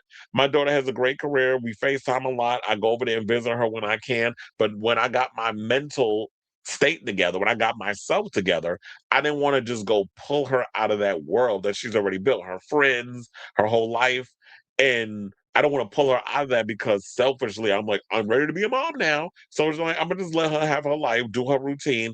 I'm still very active in her life. And I think that's very noble for a mother to do, because normally, there's this thing in people's minds that they look at a mother and they're like, oh, there must have been something clearly wrong with the mother if the father got full custody and that situation. And look, she's openly admitted that, yeah, she was going through her shit.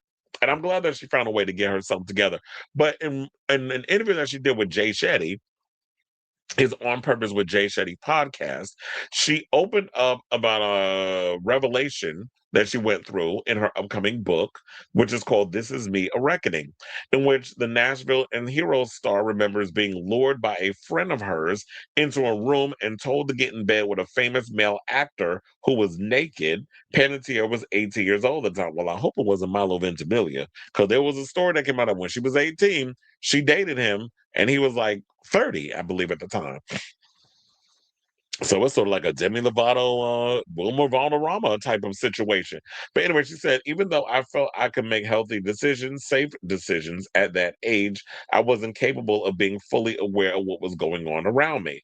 It wasn't until I found myself in predicaments that I realized my perspective completely shifted, and I realized I was in danger. By the time I realized I was in danger, I was quite literally out to sea. Now, Panettiere was on a boat at the time and said, I had been having a great time. There was no hints of anything like that happening, so I was shocked. It took me by surprise. I was led by someone that I had grown to trust and see as a protector, and someone who had my back. We walked down the stairs. It was a small room.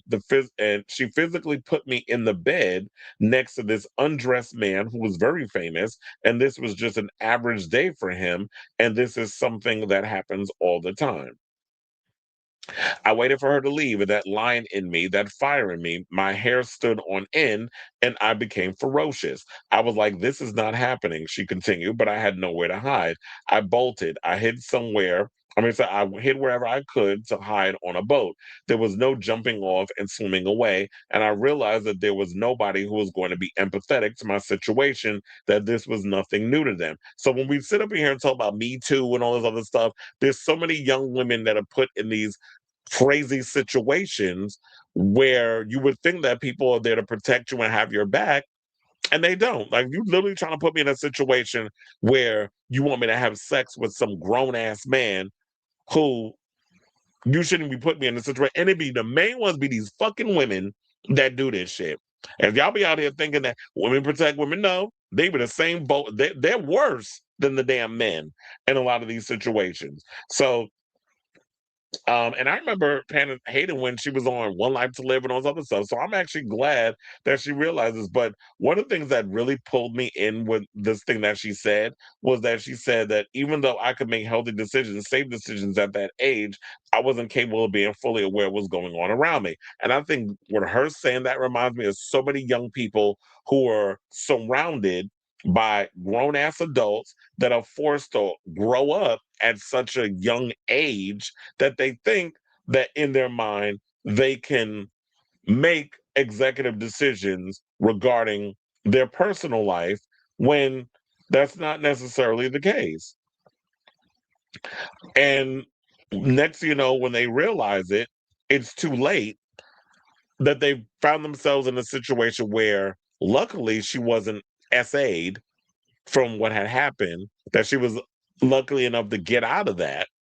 But it's unfortunate when you have people that you trust that put you in a situation where you could be in danger or in harm's way and that sort of thing. So I'm glad that she was able to finagle her way out of that situation. Now, remember before we talked about Hayden coming out as bisexual, which is a part of, in the book as well. But now her estranged mother, who needs her 15 minutes expanded upon, decided to question her daughter's sexuality, which after I read this article, when I first read it a while back, it kind of irritated me the way she went about it. So let's get into it.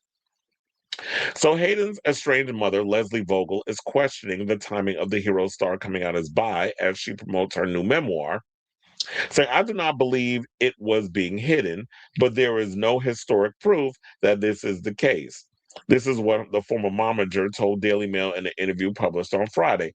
I do think the timing of this coming out is very interesting. Well, yeah, she got a book to promote. So if this is something a part of your life that's going to be salacious and juicy and interesting, add that in the memoir. It's a part of who she is. But she also explained, if I'm not mistaken, the reason why she kept this under wraps because the way the industry was at the time, that paparazzi and everybody was following her everywhere, and she wasn't ready to fully dive into that aspect of who she was. That she's always had a distinct fondness for women at a young age, more so than men. And came to that revelation. And then it was like, as she got older, she came to the revelation where she didn't want to hide it anymore. And just because you ain't seen her doing stuff with women, don't necessarily mean it's true. What do you want her to do? And this is like that bullshit that a lot of straight people do. Or even some gays do it. You want to see her literally eating, like having pussy attached to her lips in order for you to know that she's into women? Like, does it have to be that you have to catch her in the act of having sex with a woman for you to believe that she would be bisexual? Like, is that what it has to come down to? If somebody says that this is how they identify, how about we respect that that is how they identify and move on?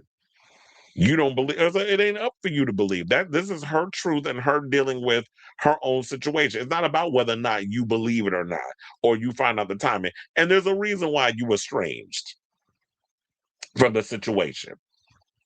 Hence why you decided to come out and speak on this. But the Daily Mail, tabloid as they are, they're going to be messy, and they're going to want to bring this up because it's grist for their mill. And it's grist for ours because we're talking about it. Now, as you know, Panettiere opened up about her strained, well, not as you know, because you probably didn't know this, but she opened up about her strained relationship with her mother in her Us Weekly interview, where she also shared her sexuality for the first time earlier this week. So unfortunately, we don't have a relationship right now, but that doesn't mean that I don't leave the door open for the opportunity to present itself one day. It's hard for me to say, but I've chosen to be brutally honest. Now, I'm sitting there thinking, well, now that your mother came out and said this, I don't know if you want to repair that relationship. Now, while discussing her sexuality, which she explores in her memoir, the Bring It On star admitted she never felt it was the right time to share her truth publicly, but she quipped it better late than never. She said it was either I was too young and I was being forced to be perfect at all times. I was not encouraged to just be myself. And that's what you have to realize, that as an actor, your whole job is to pretend to be someone else. Like, you literally get up there, you're playing a whole different character. You're not playing an extension of who you are. You're not playing who you are. So that's another great way of suppressing or hiding another aspect of yourself by playing a different character, completely detaching yourself from who you are as a human being. So when you're told, because as actors, yeah, you're told what to wear, where to stand, how to act. You're not literally being yourself. So yeah, you can totally disassociate yourself in that way. Then they said, then came a period where it felt like people coming out, especially women, saying that they were bi or like girls was a fad. I was afraid that if I was honest, it was going to be like me jumping on the bandwagon. It was a very difficult topic to articulate properly. It's sad that I had to wait until I was 36 years old to share that part of me. Now, um, she did say that she has dated women, but she never could bring herself to fall in love with one. And I think it was because, like she said, that paparazzi was always following her everywhere. So um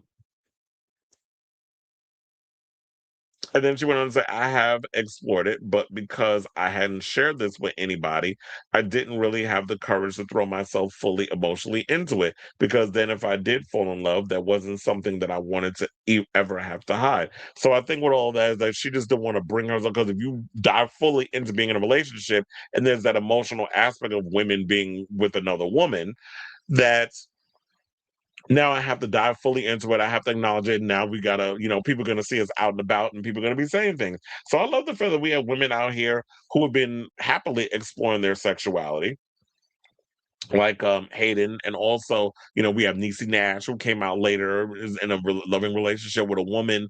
Then we have Anna Camp, who came out as bi, I believe, last year, and she's been in a relationship with a woman. So I like the fact that a lot of women who are older are finally feeling comfortable enough. I can't say much about the men because I haven't heard any men coming out. But in regards of a lot of the women, I'm glad that a lot of them feel like it feels greater later, that they feel a way that they can come out and explore that side of themselves and admit that that's a part of who they are. So Hayden's shady ass bitter mother, um, focus on your own stuff and stop trying to question your daughter and what she's saying, because if she said this is who she is, then that's who she is. Now, if she out here faking the funk, then we'll have to cross that bridge when we get there and we'll cuss her out. But I don't think she's faking it, because like she even said in her thing, is that I didn't want people thinking that it was a fad. That's why I kept it to myself. So there would have been no reason that she would have just had to, bring this out in her book.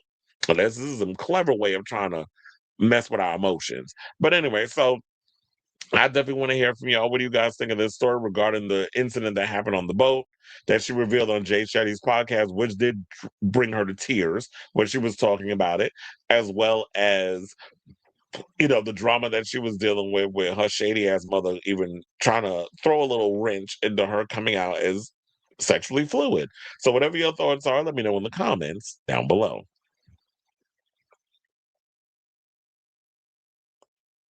All right, y'all. So now let's move on. Let's talk about this tight ass rhymes with maggot, James Charles. This, oh God. You know what? Whenever I hear his voice, I literally feel like I want to hit him upside the head with a hammer. Like, that voice is just irritating. It's like he works my root canal nerve. That's how much he irritates me. So the other day, I believe someone asked him for some money because they're out here struggling. He decided to go on a whole little video and throw shade at the girl, making her feel like, how dare you ask me for money and all this, so go out and get a damn job. Which he actually thought that saying that with his whole chest, that he was going to get a lot of people to agree with him. But in this day and age where people are just hating on Trump, his approval ratings have dropped to an all-time low, which I don't know how low we can go, but I guess at this point, when it's at 10%, that's when they really going to gag. And I do believe we're going to get there eventually. And because of the way that people are losing their jobs at an alarming rate and all the stuff that's going on, he really thought he ate with his little shady comment. So now that he received so much backlash online, and we got the videos where I want y'all to have a cackle right along with me. Now he want to backpedal and apologize. So we do have a clip. Hold on, let me find it. I don't want it to play, which I know. Hold on. I'm like, this will be the only video because I'm like, well, of him, because his voice is so goddamn annoying. But anyway, so we have the clip of him yapping about, throwing shade at the girl, and they ate him up in the comments. But yeah, let's play this clip and we are going to come back and we shall talk. I was like, wait, how do I? Okay, I got it. Please hold. I just got a DM on here from a girl that said, "Good morning, James. I know you'll probably never see this, but if you could just take one minute to read it would really mean a lot to me. I'm really struggling right now because Spirit Airlines just filed for bankruptcy and I have lost my job. Here's a GoFundMe link. Any donations help. I'm sure they do, sweetheart. I'm sure they do. You know what else would help you? Getting another job. Yeah, try that. Because in the time that it took you to copy and paste the same fuck-ass message to myself, who you don't follow, by the way, and probably 100 other influencers and celebrities, you could have applied for 100 other jobs, but you didn't because you're a lazy piece of shit and you're entitled. And you think that influencers and celebrities should fund your life for you. Why would I ever help you? You're not a fan. You don't even follow me. You've never supported me. This is your first time DMing. And you think that I'm going to send you money because you lost your job? Oh my God. Welcome to the real world, sweetheart. People lose their jobs every fucking day. And you're white, pretty, and able-bodied. You're in a much better position than a lot of other people out here who are trying clearly much harder to make a better life for themselves. Why would I I'm done. I can't. His voice is like literally grating nails on the chalkboard. I hate him. And I don't hate a lot of people, but I hate her. She annoys me with them tight ass Shirley Temple curls and them fucking Lee press on nails. It's like, bitch, you literally up here trying to be a whole fucking woman with all that shit you got on and got the nerve to read this girl talking about that you're able-bodied, that you're entitled, and you're lazy. This from someone who has never actually worked a real job ever in his life. You literally became famous from making freaking tutorials online. Hold on. No, that wasn't the right. This was the right one. So yeah, you literally became famous from doing makeup tutorials. Not that well, I might add. I mean, your makeup skills are questionable at best. But, you know, as I've said many a times, there are a lot of you white folks out here who accept mediocrity. And that's what this tight ass queen with her, you know, because she stick rollers in her hair to get them curls. Them shits ain't natural. And this is what girls like him give. So in the comments, hold on, because I want to see what the people were saying. The people was eating him up. One person said, disgusting. That was the fear queer horror guru. Another person said, talking about the real world when losing your job in this economy might literally lead to homelessness and bankruptcy. What a disgusting pig. And that's what I said, you never really lived in the real world. So what the fuck you talking about, Willis? Another person said, what the fuck does this ugly ass pedophile know about the real world? Another person said, I bet he would answer differently if it was an underage boy who DM'd him. Just saying. And another person, my only hope is whenever your time comes and you beg for help, someone gives you this lame face. And then in the thing, it says, wait, I don't think I have it. Oh, it says, nothing says entitled like a rich white man who grew up behind picket fences laughing at the recently unemployed. And so, you know, a lot of people are feeling away. But if again you're rich and you have someone you're entitled, trying to talk about someone else is entitled. So yeah, what he said was tone deaf. What he said was mean. And I believe he lost a lot of followers. They said he lost over 130,000 followers. So, of course, with him losing people because of how he comes across, which I've said many a times when it comes to this prick, whenever people show you, or just anybody in general, in the words of Maya Angelou, when people show you who they are, believe them the first time. But y'all continue to move the goalposts and make so many excuses for this entitled piece of shit that it's just like, there's no hope for y'all because y'all will sit and continue to make excuses for him. But they said that he has over 83.7 million followers across TikTok, Instagram, and YouTube.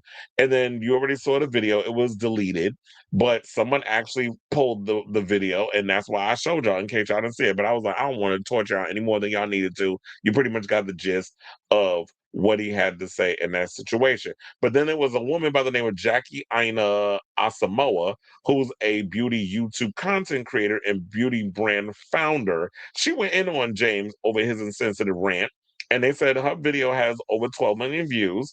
And So that was over on the TikTok. So hopefully everything works because I don't know. The internet's been interneting. Hold on, let me pause. Because I'm gonna play this stupid ass puzzle. Let me pull that up for y'all to see. Let me close that. And yeah, hold on a second.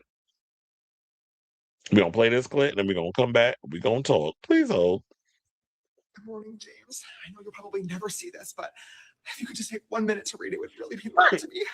I'm really struggling right now because Spirit Airlines just filed for bankruptcy and I haven't lost my job. Here's a GoFundMe link. Any donations help. I'm sure they do, sweetheart. I'm sure they do. You know what else would help you? Getting another job. Jobless behavior, by the way. On his part, very jobless behavior on James Charles' part. James and I are considered peers. I'm a content creator. He's a content creator. I'm a founder. He is a founder. We are technically considered peers. I normally like to mind my business. I don't like to come after other creators. This is probably one of the, I thought this was fake. Is this fake? I don't think James has ever had a real job. I don't think he's ever had a job that isn't social media, that isn't an independent contractor. I don't think he's ever clocked in. I don't think he's ever had a W-2. I don't think he's ever done any of that. The way you're talking to this person shows, and it's very disgusting and it's very inappropriate. You could have applied for 100 other jobs, but you didn't because you're a lazy piece of shit and you're entitled. And you think that influencers and celebrities should fund your life for you. Why? Why would I ever help? James Charles, in 2026, the job market right now is the worst that it's ever been. And as bad as I envisioned this video being, as I kept watching it, it just got worse because what do you mean you're lazy? And you think that I'm going to send you money because you lost your job? Oh my God, welcome to the real world, sweetheart. People lose their jobs every fucking day. I understand not wanting to be a bank. I understand not wanting to be treated like a disposable source of income all the time. I understand that. I get it. But not responding was also an option. A very respectable and easy option. You simply could have just not responded. It's the fact that you turn on your camera, you recorded this seemingly sober, ? And you posted it. For what? You thought we was gonna be on your side? Absolutely not. What's particularly annoying about this is that I know ain't nothing gonna happen. I'm not saying that I want something to happen to you, but all I'm saying is as a white man, you can turn on your camera, talk absolutely crazy out the side of your neck that's going to warrant zero consequences for you, much like many other things. I don't know what the hell inspired this post, but that was absolutely a terrible take. Piss me off, okay? I'm not the one. Go find fucking Mr. Reese. This is literally his entire shtick. Like, go find that video to compete in, baby. I'm not helping you. I'm not fucking helping you. All you did was lost your job, okay? Welcome to the real world. What are we gonna do? Nothing! I just feel like to never have to have entered the workplace yourself and to say something like this takes an insane amount of privilege. It's just literally oozing from this video, from his damn flat top. I'm confused. I'm confused what you thought we was gonna get from that. That was absolutely terrible and you really should have kept it. It's honestly very rare that I respond to other influencer scandals or when they get dragged. Like it has to be something that directly affects me. I feel like I caught a stray because what in the world was that? And I think I also just have a problem. Like right now we have a gender pay gap. We have a race pay gap. I've literally been dragged for much less. It begs the question, like how comfortable do you have to be to get to that point to where you just are saying it with your chest? I think this was disgusting. You may need to clear that GoFundMe just for what you did. I'm sorry. I've lived through every era of the beauty industry, literally every era, the worst of the worst. That's probably one of the worst things I've ever seen an influencer say willingly on camera. Also, I have to say this, we've been down this road before. When other influencers mess up in the public eye, do not tag me in these scandals and expect me to respond to everybody. I'm absolutely not. I am not the beauty community school principal. This one really pissed me off. This will definitely not become a pattern. I'm sorry, I just had to say something. Yeah, so I agree with her on that. It's like, yeah, I just this one time we just want to go in and read this queen for filth. But then after all of that, whatever, it's like, nah, I'm not gonna come up here and chastise every person. It's just the fact that because you have someone like James Charles, who has a lot of people who follow him, he has over 10 million people who follow him on social media, so he definitely is influencing a lot of people, and there's going to be people that agree with him, and I do agree with her where she said, yeah, ain't nothing going to happen to him because regardless of the fact y'all accept white mediocrity, and him being a white man, he can hide behind that and still get away with whatever he gets away with. Him and Jeffree Star tied asses, that's who y'all continue to prop them up like they're about some shit. Now, last but certainly not least, before we move on to this topic, I want to play all this clip from Hope Giselle. Speaking of clearing, she cleared the fuck out of him. But I want y'all to hear this. She had me cackling this whole damn time. So we're going to play this clip, and I want y'all to hear what she had to say about him. We'll come back and talk. Please hold. James Charles douches with hot dog water, but that's a different video for a different day. Struggling right now because Spirit Airlines just filed for bankruptcy and I have lost my job. Here's a GoFundMe link. Any donations help. Sure they do, sweetheart. I'm sure they do. You know what else would help you? Getting another job. Every 6 months, this man rises from the ashes like a clearance section phoenix with a new apology, a new lighting setup, and another palette that nobody asked for. And now this tired ass queen is sitting online publicly humiliating a woman who just lost her fucking job. Oh, bitch, you got me all the way fucked up. So bring that ass over here in all of the worst ways. You see what happens when people become insulated by money, fame, and whiteness? They start confusing cruelty with honesty. Because what kind of spiritually bankrupt, emotionally dehydrated, racially protected nonsense will possess you to look at somebody who just got caught in the collapse of a raggedy ass economy and say, get a job, while you make millions filming yourself blending out concealer poorly and then photo tuning it to hell? But I need you to get a job. Because the last time I checked, your entire career is built on ring lights, drama, escaping consequences that would have buried anybody black underneath the jail. And they should have had those consequences based off of what you've been accused of. But let's stop dancing around this, because I'm sick of white queer people also borrowing oppression like a community wig and then putting it back when accountability walks into the room. Because every single time this man gets called out, suddenly the rest of y'all motherfuckers remember that he's a part of a marginalized community. But where's all of that understanding when black creators are getting dogpiled? Where's that grace when black women are being called aggressive? When trans women are being called too much, when we are surviving off of community support because brands and industries shut their doors in our faces before we even get in the building? Meanwhile, this man can survive allegations, scandals, public outrage, and still find the time to punch down on laid off workers like he's the Duchess of Delusion with a bankruptcy prevention account. Now, let me tell y'all what really sent me over the edge. It was the smugness. That little, oh, welcome to the real world. Bitch, you don't even live in the real world, because the real world is people crowdfunding for insulin. The real world is folks losing jobs with no warning. The real world is trans women getting denied employment and then blamed for our own struggle. The real world is black families drowning while this government keeps finding billions for wars, billionaire bailouts, and Trump's latest vanity projects. But suddenly, everybody else develops amnesia when we're talking about helping the people in the real world. For Sir James Charles, for you to sit up there with your 27th public redemption tour, talking down on somebody who's struggling financially, fuck you. Because at this point in your career, it's not even a comeback story. It's evidence. Evidence that whiteness in America will resurrect a mediocre white man, no matter what his sexuality is, faster than Jesus himself. And every time y'all keep following, reposting, and buying, y'all are defending this bullshit. And I am sick of it, because somehow the internet always finds a way to forgive them and all the other white creators, while black creators got to submit a blood sample, 3 references, and a TED Talk just to survive one bad day, one bad post. And honestly, I'm tired. Not jealous, not bitter, just tired. Tired of watching mediocre, white mediocrity get treated like it's renewable resources, while marginalized people got to perform excellence just to stay afloat. James Charles should have learned humility several scandals ago. But when the world keeps rewarding you after every mess, eventually you stop seeing people beneath you as human. And that's exactly what this felt like. Not comedy, not tough love, contempt. And until y'all have that conversation with your people, I'll wait.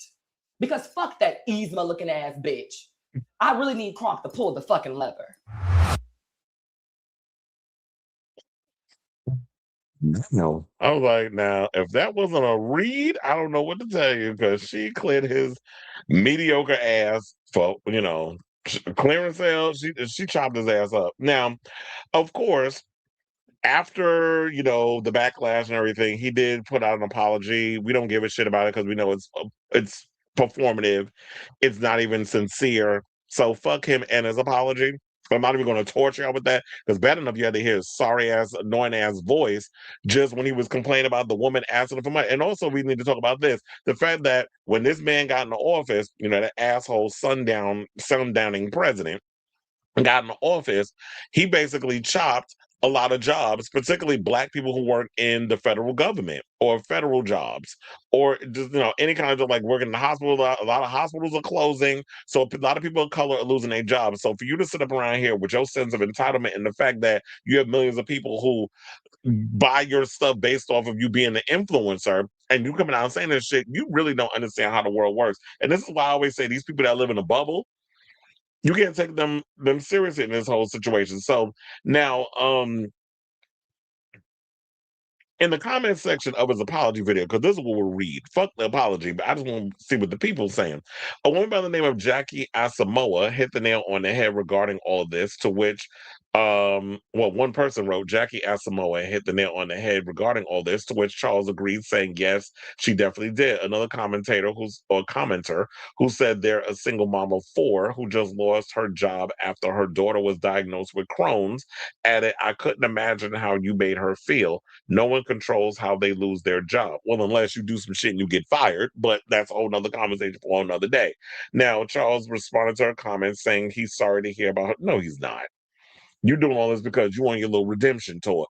And then once the dust is settled and we done moved on to the next thing, Claudia, then you want to run and you're going to come back to being the same piece of shit you've always been. Like I said before, when people show you who they are, believe them the first time. And James, when it comes to asshole, entitled, self-absorbed pricks like this dude, a leopard never changes its spots.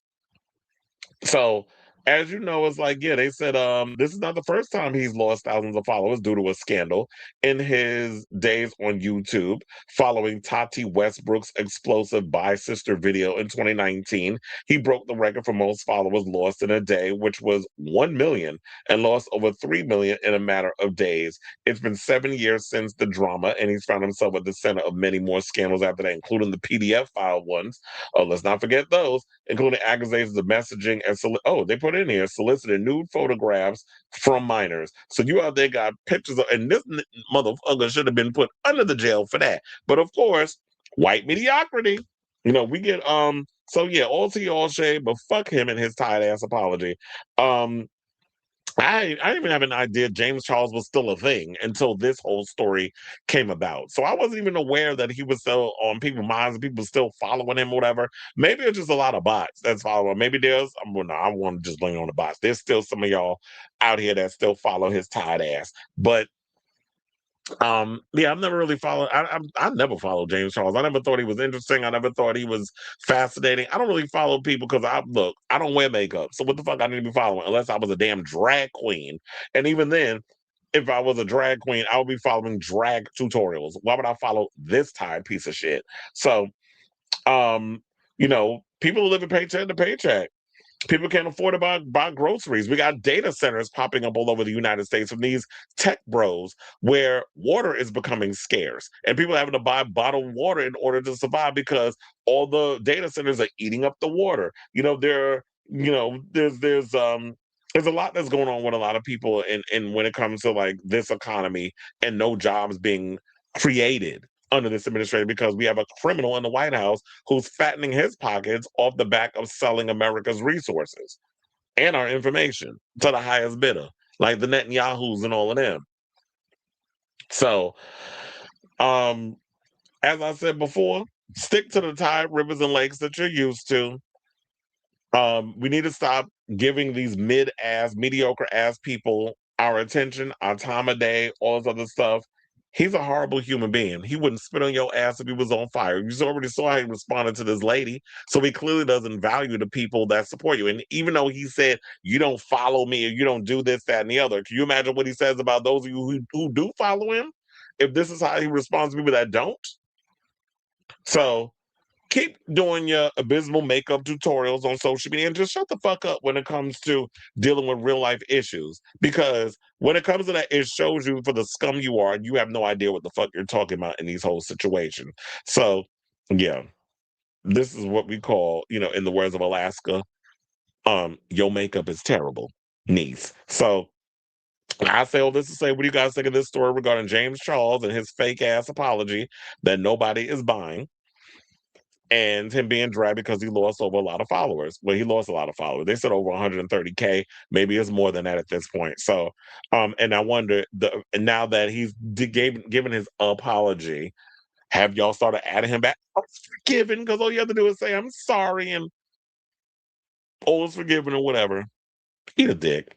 Well, please don't, because I wouldn't want him with that acid in his mouth that passed for saliva putting his mouth on anybody peeing. But I guess the only time he would put somebody peeing in his mouth is if, you know, they still in high school and they ain't get their diploma yet. So let me know what you guys think of this story in the comment, because he ain't doing it over no age of 21. So let me know what you, and probably if it was up to him, he probably would have went down to Epstein Island. So let me know if he was able, you know, if he was afforded that privilege. So let me know what you guys think of this story in the comments down below.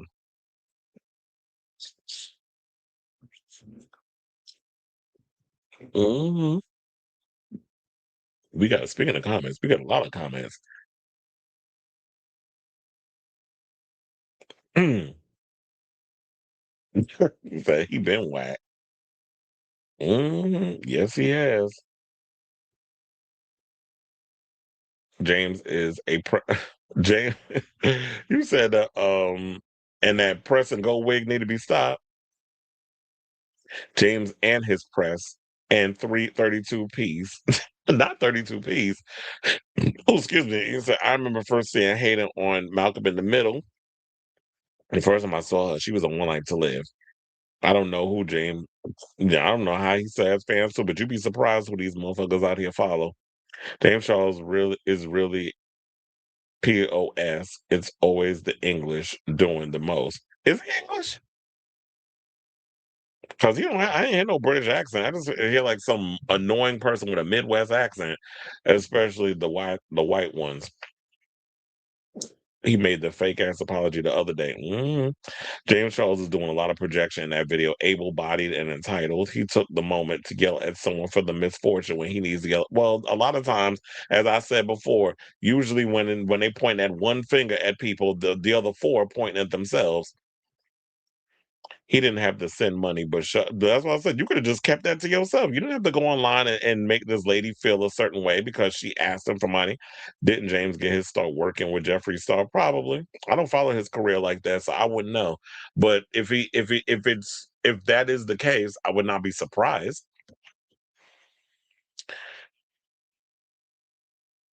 Exactly. Meanwhile, out here looking like the damn crypt keeper in a wig, and you got the nerve to sit up in here and talk about trans people. You trying to look like them.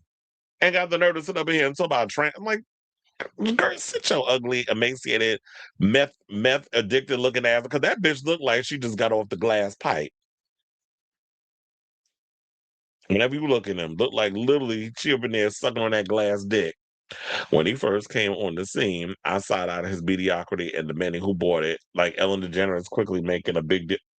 Oh, that's another mediocre ass bitch. Me too. And then we kind of find out years later that Ellen's problematic. Influencer culture is dying, thank God. And it started with the beauty community around 2016. Everything that has a beginning has an end, and that was like 10 years ago. So it was like that 10-year number. Yeah, that sounds about right. The beauty industry is kind of dying, or the influencer culture. Because I'm like, yeah, you can keep this shit going for a while, showing people how to put on stuff, but after a while, you have to have a little substance of what you're doing. None of the bitches that came out during the era are flopping. Jacqueline Hill, Jeffree Star, James Charles, etc. Are you saying all? 2016 makeup was just repackaged drag for this. Okay, because that's literally what it's giving. You have these gay men out here that's doing it, and it's like you doing the makeup, you making these women come out here looking like actual drag queens. Hence why when you look at them Kardashians, all that caked on makeup they be wearing. Exactly, you don't. Empathy should just be something that everyone has. All topic. This is how I know I'm chronically offline because why did Zach Campbell's tired ass post a video about a Nicki Minaj clone named Trim? Really? Not tired ass. I didn't hear nothing about a Nicki Minaj clone. Is she AI? I have yet to relapse from my Nicki sobriety. I haven't listened to her since the Turning Point USA event. Well, I haven't listened to her since before that. I just know Jeffree Star's veneers are rotting. Yeah, can you imagine what that breath smell like? Okay, all right, y'all. So now, let's get to our final topic, and let's talk about Katya Zamolodchikova. But your man can call me Katya, or your dad, as she said. So yeah, Katya's in the news. The other day we did talk about her that she was in the hospital, that they were sick. There was an undisclosed illness.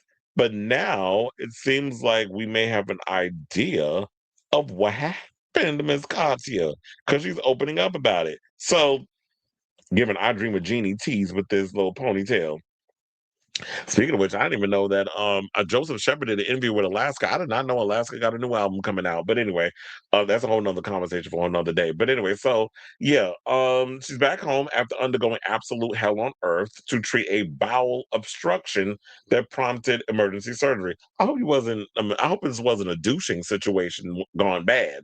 Now, Katya was forced to postpone a show with co-star and friend Trixie Mattel due to her health. Shared a smiling photo on Twitter showing that she was on the mend, saying, "Hi, friends, I'm back out of the hospital. I had to do an emergency abdominal surgery.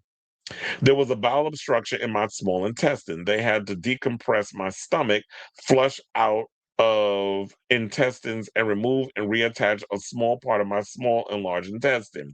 I was in the hospital with an NG, that's nasogastric tube, down my nose into my stomach, pumping fluid up and out of my body for 10 days without being able to eat or drink. It was absolute hell on earth. But the tube is gone. I am eating and drinking, and I'm back at home."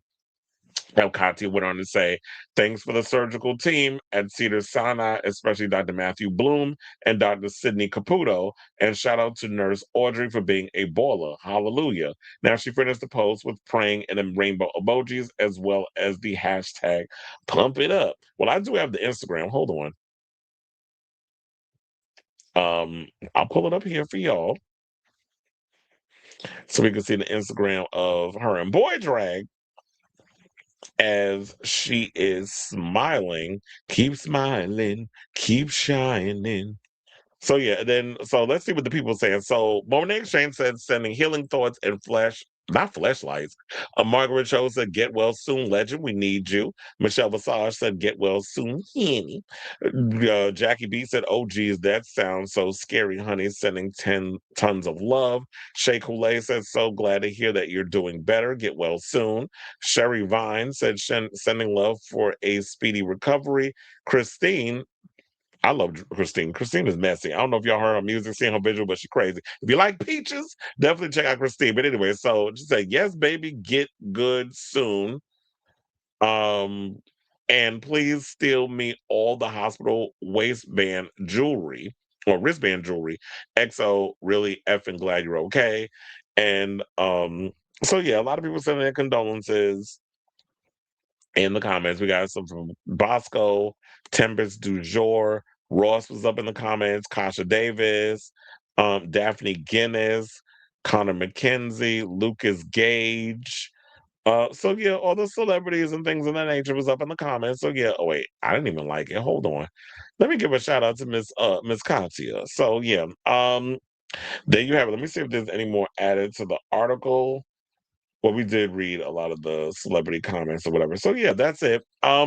Shout out to you, Katya. Glad you're okay. Glad we don't have to add another Drag Race girl to the roster of those that we lost. Because remember, there was a lot what was going on last season, especially with the loss of Jiggly and so many others and things of another was going on. So yeah, I like Katya, fan of her work. Glad to hear that she's okay. And whatever the situation that was going on with her intestines, glad they worked that out. And I always hear great things about Cedars-Sinai. So yeah, that is definitely the hospital you want to go to if you want to get better. So yeah,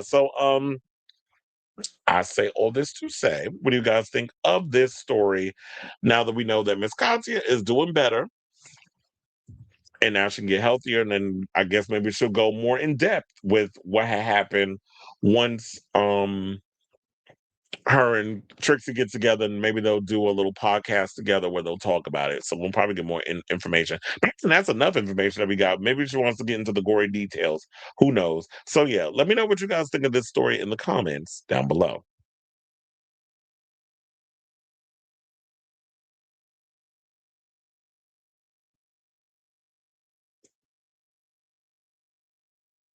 Hold on.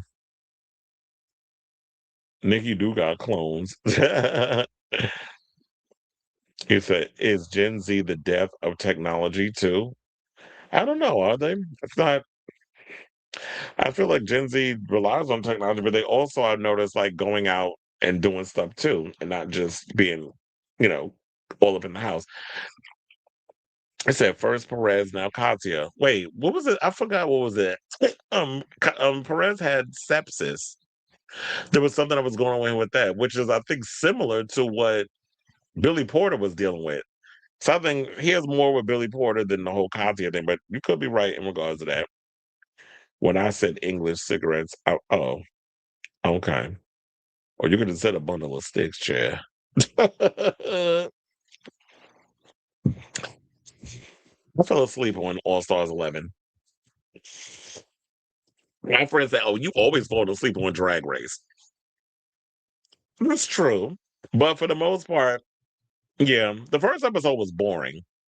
So I literally fell asleep. But I didn't even think about wanting to rewind it. And I've been having a hard time. I was trying to watch it the whole weekend. I was gonna watch it on Friday, but my TV, I don't know, Roku be getting on my nerves sometimes. I was gonna watch it on my TV, but it wouldn't play. It kept like crashing.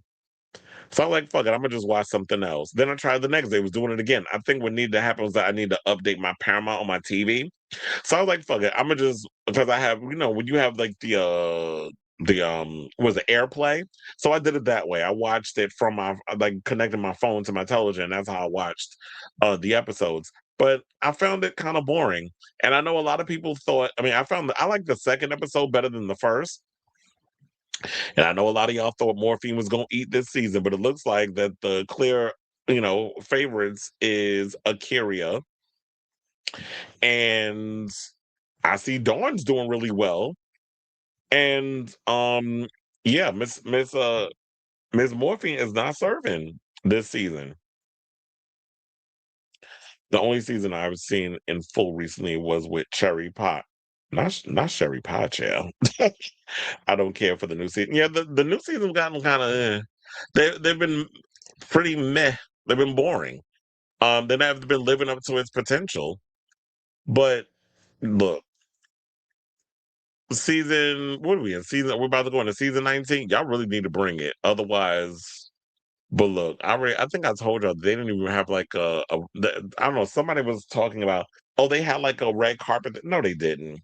They did not have the regular RuPaul's Drag Race All Stars red carpet. One of my friends was there, and told me that basically it was like a little cocktail situation. And they said some of the girls didn't come in drag, but there was somebody that I know is like, yeah, they were in drag. I was there. I'm like, I heard they weren't. And I know somebody who is not going to sit up and lie. So there was maybe some came in drag, some didn't, because they said Jasmine Kennedy, but Jasmine is trans, so she probably came as a regular, like, all dressed up in her glam girl type stuff, and didn't do the whole dragation of it all. Morphine identifies as non-binary, so they're gonna come dress how they dress. But I heard there was a lot of girls that were there that were in boy drag, and wasn't going to spend a whole lot of money getting all dressed up, especially if they're not going to give the typical red carpet treatment that they've done throughout all the seasons. So clearly Paramount is cutting the budget over there. My pirating app was being a pain in my ass hairs, and I nearly gave up on trying to watch it and give Drag Race a break. The first episode bored me. That's what I said. I was like, first episode was boring, yeah, because could you imagine if they only did one episode? Because last year they did, and somebody said, so from last year they did two episodes back to back. Then a friend of mine was saying that, yeah, somebody said to them last season was boring too. And I was like, no, it wasn't. And it wasn't, because last season, the two brackets, it wasn't boring. This season was like, yeah, the first episode bored me to tears. That's probably why I fell asleep on it. But then when I woke up, it went into the second episode. So I'm also glad that Fergalicious finally got used as a lip sync song. Exactly, and I do love that lip sync. I saw the rumored lip sync songs for this All-Star season. They're going to use Aisha Erotica. Let me find out y'all digging into the crates. Y'all using Aisha Erotica, which, of course, a lot of people have been influenced by her, like Charlie XCX has been influenced, Slater, a bunch of the girls from that era, because Aisha does a lot of that hyperpop type sound. Well, good for him. And who we wishing a recovery? Are we late on the whole Katya trail? I'm glad somebody got the balls to do it, because all these other oligarchs are sitting there kissing Trump ass. Oh, we're just going to give him the money, even though y'all know he's dead in the wrong. with the whole, especially with the whole thing about y'all heavily edited Kamala's interview. They just recently heavily edited yours. So whenever you send them, and yes, everybody gets an edit, but they wasn't up here cutting it up in a way to make her look good. But they had to do that for you, and it's hard to make him look good. Yes, she does. Because too many people take influence from her and they don't give her flowers. Well, the mainstream, I don't think does. But there's a lot of the young girlies that talk about it. Because I remember there was a conversation when I watched the Coachella. They were trying to do an actors on actors, but with musicians. And they did one with Slater and Pink Panthers having a conversation together. And they made a Aisha Erotica reference. I was like, yes. Keep Bonnie Tyler in your thoughts. Yeah, I don't want to speak negative, but yeah, we're definitely going to keep, because I have a gut feeling. But let's keep her in our prayers. Vacation Bible School is one of my favorite songs ever. It's a silly song, but still somehow very well told sad love story. Oh, I like those type of songs when you could do like the silly, but when you dig beneath it, there's a seriousness. The copyright was for the song Hurricane that had an uncleared sample. And that's what y'all can't just be running around here using samples and stuff and not paying people. And Kanye's notorious for doing that. So take his ass to court, as you should.